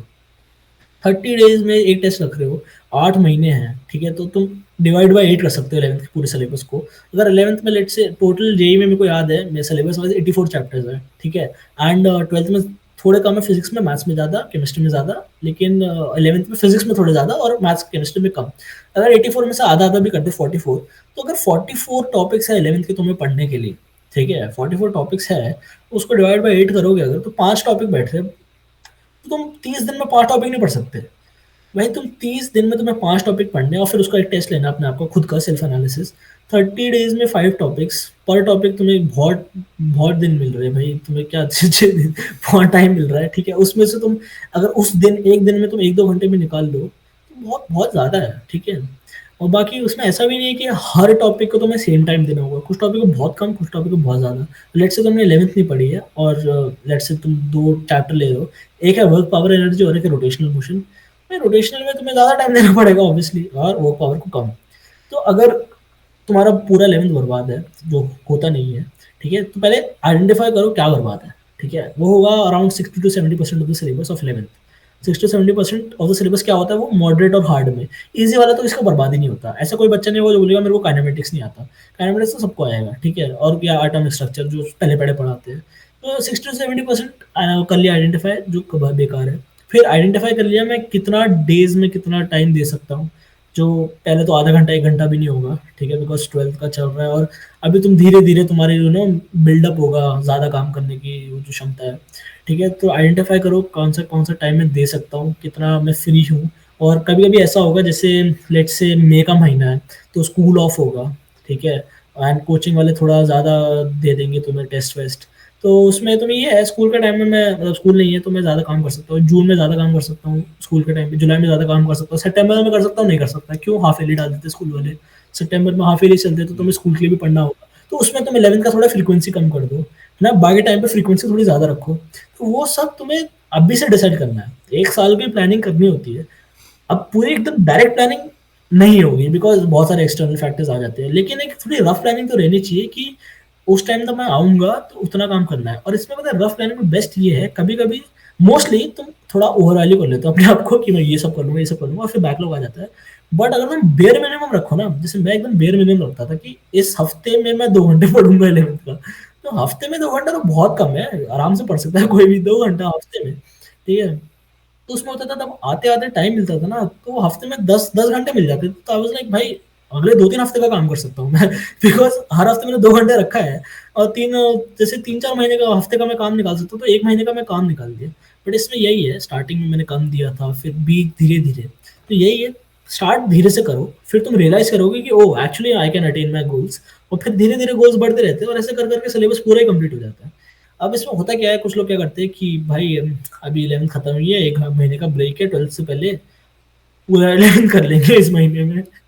भाई नहीं होगी, ठीक है, 1-2 दिन ट्राई करोगे 8 घंटा पढ़ने का, तीसरे दिन एकदम बर्नआउट हो जाते हैं, तो तीसरे दिन कुछ नहीं पढ़ते, 4th दिन वो रियलाइज़ेशन आती है कि थर्ड तीसरे दिन कुछ नहीं पढ़ा, डिप्रेशन, 5th दिन कुछ नहीं करते, 6th दिन कुछ नहीं करते, कर-कर के ब्रेक खत्म हो जाता है, 12th चालू हो जाती है, 12th में दोस्तों से बात कर रहे होते हैं कि भाई ये तो क्या 11th बर्बाद हो गई।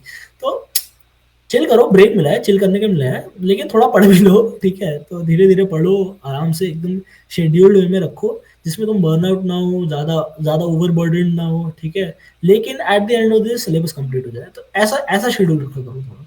प्लान भी करो, साथ में से करते भी जाओ, मतलब ऐसा नहीं बस भाई प्लान ही प्लान करते जा रहे हो, लाइक इन तो रियलिटी यू आर डूइंग वो नथिंग, तो कुछ नहीं क्यों कर रहे। किए प्लानिंग भी करते रहते हो, ये तो बहुत बार होता है, जैसे मैंने खुद करा था ये, अप्रैल में प्लानर बना रहे हैं एडवांस के लिए, ये इतने सारे टॉपिक हो जाने चाहिए, फिर पता चलता है ये तो बहुत ही ओवरबर्डन है, टारगेट अचीव नहीं हो रहा है, तो फिर से नया प्लान बनाया। ऐसा मैंने 2-3 बार करा था, फिर रियलाइज़ करा था भाई अगर नए-नए प्लान बनाते रहो ना कुछ नहीं होगा। फिर मैंने अपने वही स्ट्रैटेजी पे रहा, बेयर मिनिमम से करो, ठीक है। वैसे आई रिमेंबर मैंने आई थिंक 2010 से देना स्टार्ट किया था मैंने पीवाईक्यूज़, 2010 ऑफ एडवांस से देना पीवाईक्यू स्टार्ट किया था। और पहले मैंने आई थिंक 14 तक दे दिया, तो 14 बहुत ही 14 या 15 में बहुत सारे क्वेश्चंस थे। वहाँ तक मैंने दे दिया था एंड आई रियलाइज़्ड कि भाई अगेन मार्क्स नहीं बढ़ रहे या इतना कुछ बेटर इम्प्रूव नहीं हो रहा है। तो मैंने थोड़ा नया प्लानर बनाया, बेयर मिनिमम से करा कि पहले हाई आउटपुट वाले चैप्टर्स कर लेते हैं, है ना? उसको आराम से कर लेते हैं। फिर देखा कि हाँ भाई मार्क्स थोड़े बढ़ रहे हैं। ये अगर मैं थोड़ा पहले कर लेता तो ज़्यादा रैंक आती।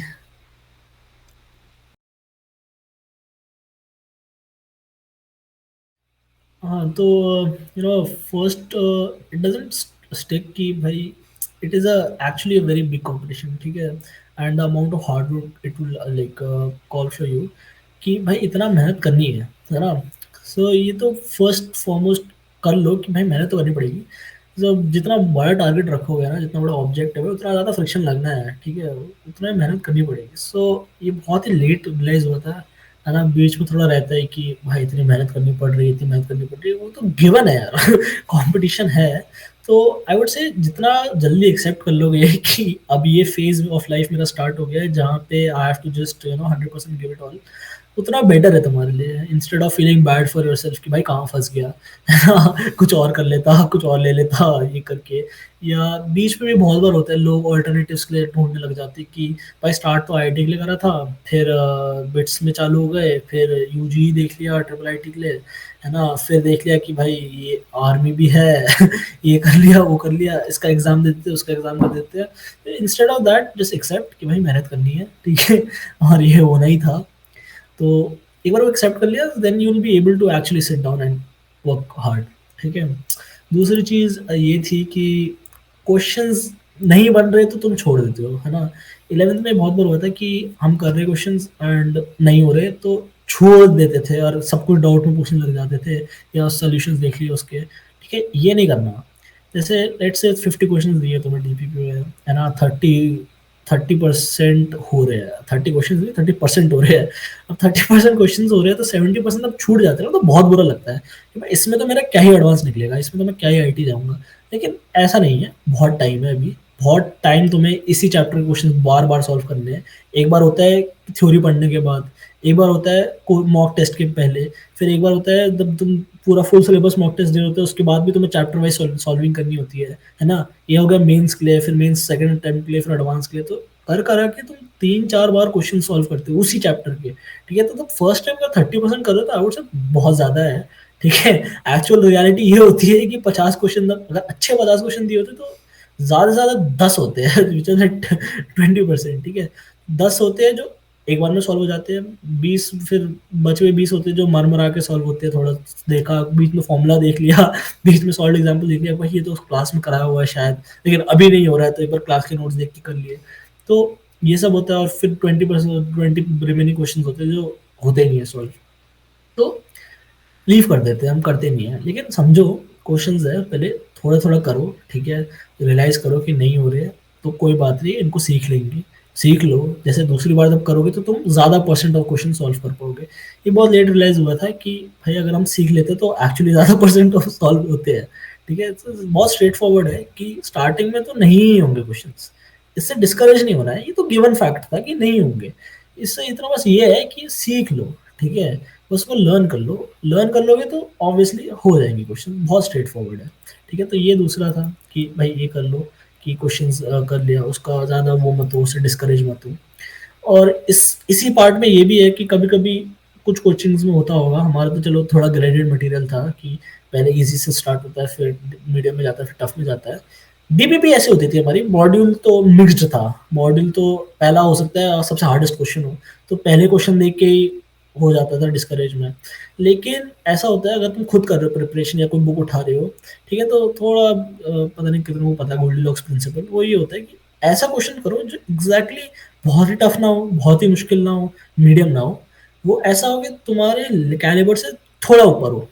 तुम्हारे कैलिबर से थोड़ा ऊपर क्यों हो कि it instigates you to actually work hard, ठीक है? थोड़ा तुम्हारा दिमाग लगवाए, थोड़ा ज़ोर लगवाए, बट इतना भी नहीं हो कि तुम गिव अप मार दो, ठीक है? तो इस टाइप ऑफ क्वेश्चंस को टारगेट करा करो। ईज़ी क्वेश्चंस तो तुम चलो रिवीजन के लिए 1-1 मिनट में कर लो, ठीक है? टफ क्वेश्चंस, बहुत टफ क्वेश्चंस में एक दिन में एक ही क्वेश्चन होता है, बहुत टफ वाला होता है जिसमें आधा घंटा लगता है, पूरा सोचते हो, बहुत सारे फिगर डायग्राम बनाने होते हैं, बहुत सारी इक्वेशन सॉल्व करनी होती है मैथ्स में, 2-3 चैप्टर के कॉम्प्लेक्स कुछ क्वेश्चन होते हैं, वो तो 1-2 ही होते हैं।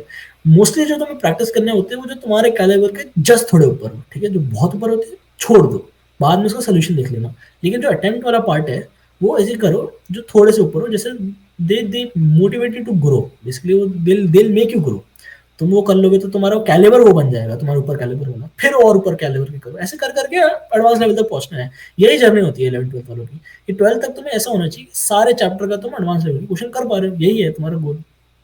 जो नहीं होता है एक्चुअली, ठीक है? 100% जिसका होगा उसका तो निकल जाएगा एडवांस।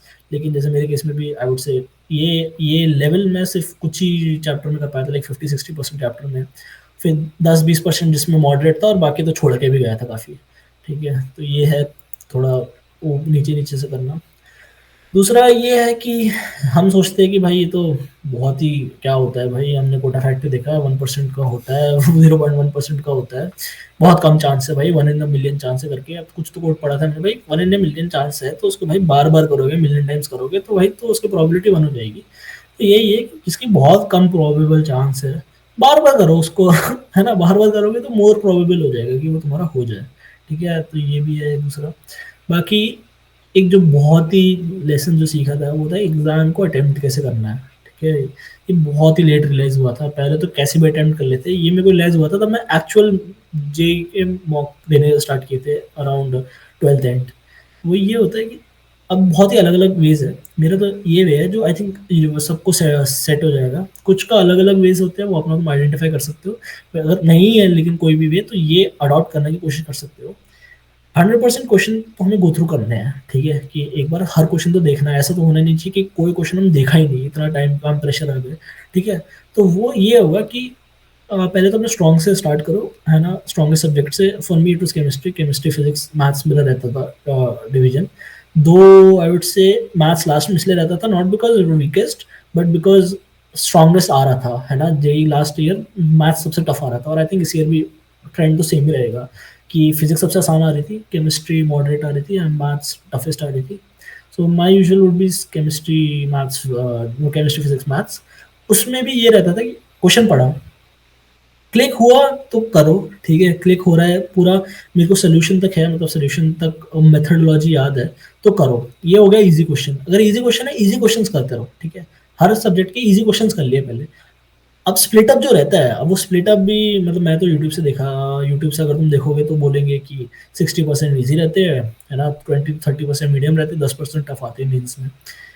अब वो तुम अपने हिसाब से डिसाइड कर लेना एक बार देख के, तुम्हारे लेवल के, तुम्हारे कैलिबर के हिसाब से। आई वुड से लेट्स से अगर 50 भी इजी आ रहे हैं, है ना, 50% अगर इजी क्वेश्चंस आ रहे हैं, 20 टू 30 अगर मीडियम आ रहे हैं, 20 रिमेनिंग 20 अगर हार्ड आ रहे हैं, अगर तुम सारे इजी क्वेश्चंस भी कर लोगे तो 150 मार्क्स आ रहे हैं 300 में से।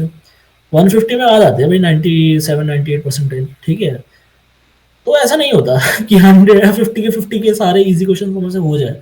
लेकिन मोर ज्यादा आसान क्या पड़ेगा इजी क्वेश्चंस करना, तो पहले सारे इजी क्वेश्चंस छाट के एक बार कर लो, है ना। ये हो जाना चाहिए 1.5 आवर में। Y 1.5 our? बिकॉज भाई 50% ऑफ द पेपर ही हुआ है, ठीक है। 1 to 1.5 आवर में एक बार फिजिक्स, मैथ्स, केमिस्ट्री के सारे सारे इजी क्वेश्चंस अटेम्प्ट करने होने हो जाने चाहिए। मैं तो यही कर दूंगा, सारे इजी क्वेश्चंस कर लिए, फिर एक बार छाट के वो वाले क्वेश्चन जिनको मैंने आधा करा था, छोड़ा था बीच में, कि भाई इसका मेथड तो मेरे को आता है, फॉर्मूला आता है, लेकिन थोड़ा लंबा जा रहा है, ठीक है। तो थोड़ा लंबा जा रहा है तो मैं पूरा कर लेता था। लेकिन अगर मेरे को डाउट आ रहा है कि भाई ये नहीं है, या कभी कभी होता था आंसर आ गया लेकिन ऑप्शन से नहीं आया, तो मेरे को पता है मैंने कोई साइन की गलती करी है या कुछ मैंने गलत फॉर्मूला लगाया है, तो उसको मैं बाद में रीचेक कर लेता था। और उसमें भी काफी बार हुआ है मेरे +8 +12 कि मतलब एक क्वेश्चन +4 रहता है मार्क्स, तो एक क्वेश्चन मैंने छोड़ा है, बाद में उसमें आया हूँ वापस, देखा है कि हाँ इसमें मैंने साइन मिस्टेक कर दी थी, उसके करके ऑप्शन मैच हो गया, करा, और बाद में वो सही भी था।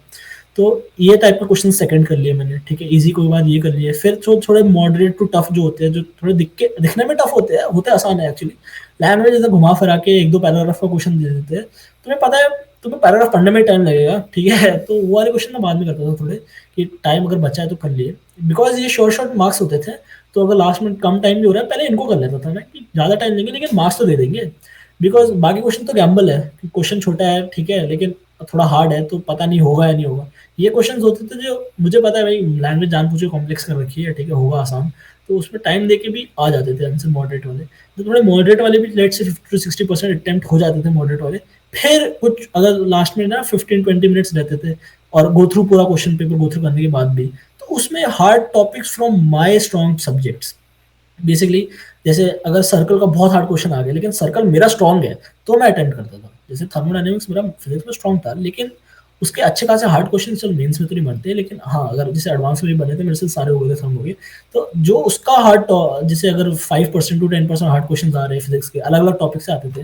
लेट्स अगर करंट का आ गया, कुछ पोटेंशियोमीटर मेरा स्ट्रॉन्ग है तो छोड़ो भाई, है ना। लेकिन थर्मो का आ गया तो हार्ड क्वेश्चन दिख रहा है हार्ड है, तो लेकिन मेरा स्ट्रॉन्ग है वो, तो मैं वो कर लिया। तो ऑब्वियसली थोड़े स्ट्रॉन्ग टॉपिक्स होते हैं, इजी टॉपिक्स होते हैं, हार्ड टॉपिक्स होते हैं अपने, है ना, मीडियम टॉपिक्स होते हैं, तो उसके हिसाब से तुम आइडेंटिफाई कर लो, ठीक है। तो ये बहुत होता है, और ये मॉक्स से ही आता है, आइडेंटिफाई करना है कि कौन सा क्वेश्चन मेरे औकात का है और मैं करके इसमें मार्क्स ला सकता हूँ। क्योंकि ये डिसाइड करने में तुम्हें टाइम नहीं मिलता एग्जाम में, तुम्हें 1-2 सेकंड होता है कि पढ़ के मेरे को डिसाइड करना है, मतलब 10-15 सेकंड पढ़ने के बाद डिसाइड करना है कि मेरे को इसमें टाइम बिताना है या आगे बढ़ना है ना। तो वो आइडेंटिफाइंग ऑफ अ क्वेश्चन की मैं सॉल्व कर पाऊंगा नहीं कर पाऊंगा, मॉक्स से आएगा, ठीक है। लेकिन यही अटेम्प्टिंग स्ट्रैटेजी रहती थी मेरी। दूसरा, मतलब बहुत ही इंपॉर्टेंट, बहुत बहुत ज़्यादा इंपॉर्टेंट, कि मतलब सिलेबस स्प्लिट अप करते हो तुम अपना एकदम लास्ट में, मतलब कोचिंग में हो गया सिलेबस, ठीक है, स्कूल में हो गया syllabus, November, I think November mid के आसपास हो जाता है, एंड अब now you have 1.5 months to study for, like let's say 2 months, because January mid में होता है। तो उसमें ना अब तुम रिवीजन स्टार्ट करते हो फुल सिलेबस, कि एक एक चैप्टर के मेरे को चैप्टर वाइज PYQs लगाने हैं, ठीक है। एंड चैप्टर वाइज में को रिवीजन करनी है थोड़ी थ्योरी की। तो वो रिवीजन कैसे करूँ? पहली बात तो आइडेंटिफाई तुम्हारा इजी, मीडियम, हार्ड, ठीक है, सब्जेक्ट वाइज। ऐसा वो बनाओ 2/3 की नहीं 3/3 की grade, physics chemistry maths, easy, medium, hard, ठीक है। उसमें डाल लो कि भाई इजी है। अब इजी कैसे आइडेंटिफाई करूंगा कि भाई इसकी थ्योरी भी ठीक ठाक मेरे को आती है, अच्छी स्ट्रॉन्ग है मेरी, और मेरे क्वेश्चन भी हो जाते हैं इसके, तो उसको इजी में डाल दिया। थ्योरी में स्ट्रॉन्ग है, ठीक ठाक है, क्वेश्चन ठीक ठाक हो जाते हैं, तो मीडियम में डाल दिया। थ्योरी थोड़ी थोड़ी वीक है या स्ट्रॉन्ग है पता फर्क नहीं पड़ता, क्वेश्चंस नहीं होते तो हार्ड में डाल दिया। और स्टार्ट कैसे करो? हार्ड से। क्यों भाई? मतलब ऐसा नहीं करना चाहिए कि सिलेबस को मैंने एक बार अपना इजी वाले को पक्का कर लिया और फिर हार्ड वाले को देख लेंगे। वो हार्ड वाले ना देख लेंगे करके वो प्रोस्क्रास्टिनेट ही हो जाता है, कभी आता नहीं है। तो हार्ड वाले को देख लो। क्यों? मार्क्स किससे ज्यादा बढ़ेंगे? जिसमें तुम्हारे मार्क्स नहीं आ रहे हैं। अब तुम हार्ड वाले में तुम मार्क्स नहीं ला पा रहे हो ना, तो पहले हार्ड को पढ़ो, उससे तुम्हारे ज्यादा प्लस होंगे। तो इसलिए पहले मैं तो यही करता था, पहले हार्ड वाले को कंप्लीट कर लिया, और हार्ड वाले को एक बार टेक लग जाता है ना, तो भाई संतुष्टि मिलती है ना जो दिल को, वो उससे भी और मोटिवेशन आता है कि भाई इस हार्ड वाले को मैंने खत्म कर लिया। ज़्यादा टाइम लगेगा स्टार्टिंग में। अब इसमें थोड़ा कंट्रोवर्शियल है कि बोलेंगे भाई पहले मोमेंटम सेट करना चाहिए, पहले हार्ड से क्यों करे। लेकिन एक बार हार्ड का फर्स्ट कर लिया ना, तो जो मोमेंटम सेट होता है वो अलग ही लेवल पे होता है, ठीक है, हार्ड वालों को करते रहो, मार्क्स भी तुम्हें देखेंगे मॉक में बहुत ज़्यादा बढ़ेगी, +12 +14 +16 बढ़ने लग जाएंगे। ठीक है, तो तब तुम्हें लगता है कि हाँ I am on the right track. बाकी तुम दूसरे मेथड से भी ट्राई कर सकते हो, तुम्हारे कितना, बस वो है कि स्टार्टिंग में तुम बहुत सारे चैप्टर कर पाओगे, तो तुम एक बहुत चंक ऑफ सिलेबस जब कंप्लीट हो जाता है तो थोड़ा लगता है कि हाँ भाई मेरा काफ़ी सिलेबस हो रखा है। बट उसमें देखना इतना मार्क्स का इंक्रीज नहीं मिलता, क्योंकि तुम उसको रिवाइज करो तो उसमें तुम्हारे शायद, अगर उसका क्वेश्चन आता तो बिना पढ़े भी शायद सॉल्व हो जाता, है ना। अब लेकिन ऐसा अगर वो गैम्बल है कि शायद सॉल्व हो जाता, और एक तो है जिनको बिल्कुल नहीं होता, तो बिल्कुल नहीं होता वाले को अगर तुम रिवाइज कर लोगे तो कम से कम तुम उसको अटेम्प्ट तो कर सकते हो, तो उसमें ज़्यादा मार्क्स बढ़ने की गारंटी है। तो यही है, पहले ग्रिड बनाओ, आइडेंटिफाई करो कौन सा मेरा ईजी है, कौन सा हार्ड है, हार्ड वालों को करो जैसे तुम्हारे एक्चुअली मार्क्स बढ़े। तो जिसके क्वेश्चन नहीं होते उसी के क्वेश्चन तब होने लगेंगे तो ही तो मार्क्स बढ़ेंगे, है ना। तो ये भी है एक, तो एक बार उसको सिलेबस को कर लेना है ना। और क्या क्या है, यही है इतना, तो बाकी कोई अगर मैं मिस कर रहा हूँ तो बता सकते हैं। I think that was all. Yeah. So the last part of the podcast is gonna be. So, what are your final words that you would like to say to the people? What?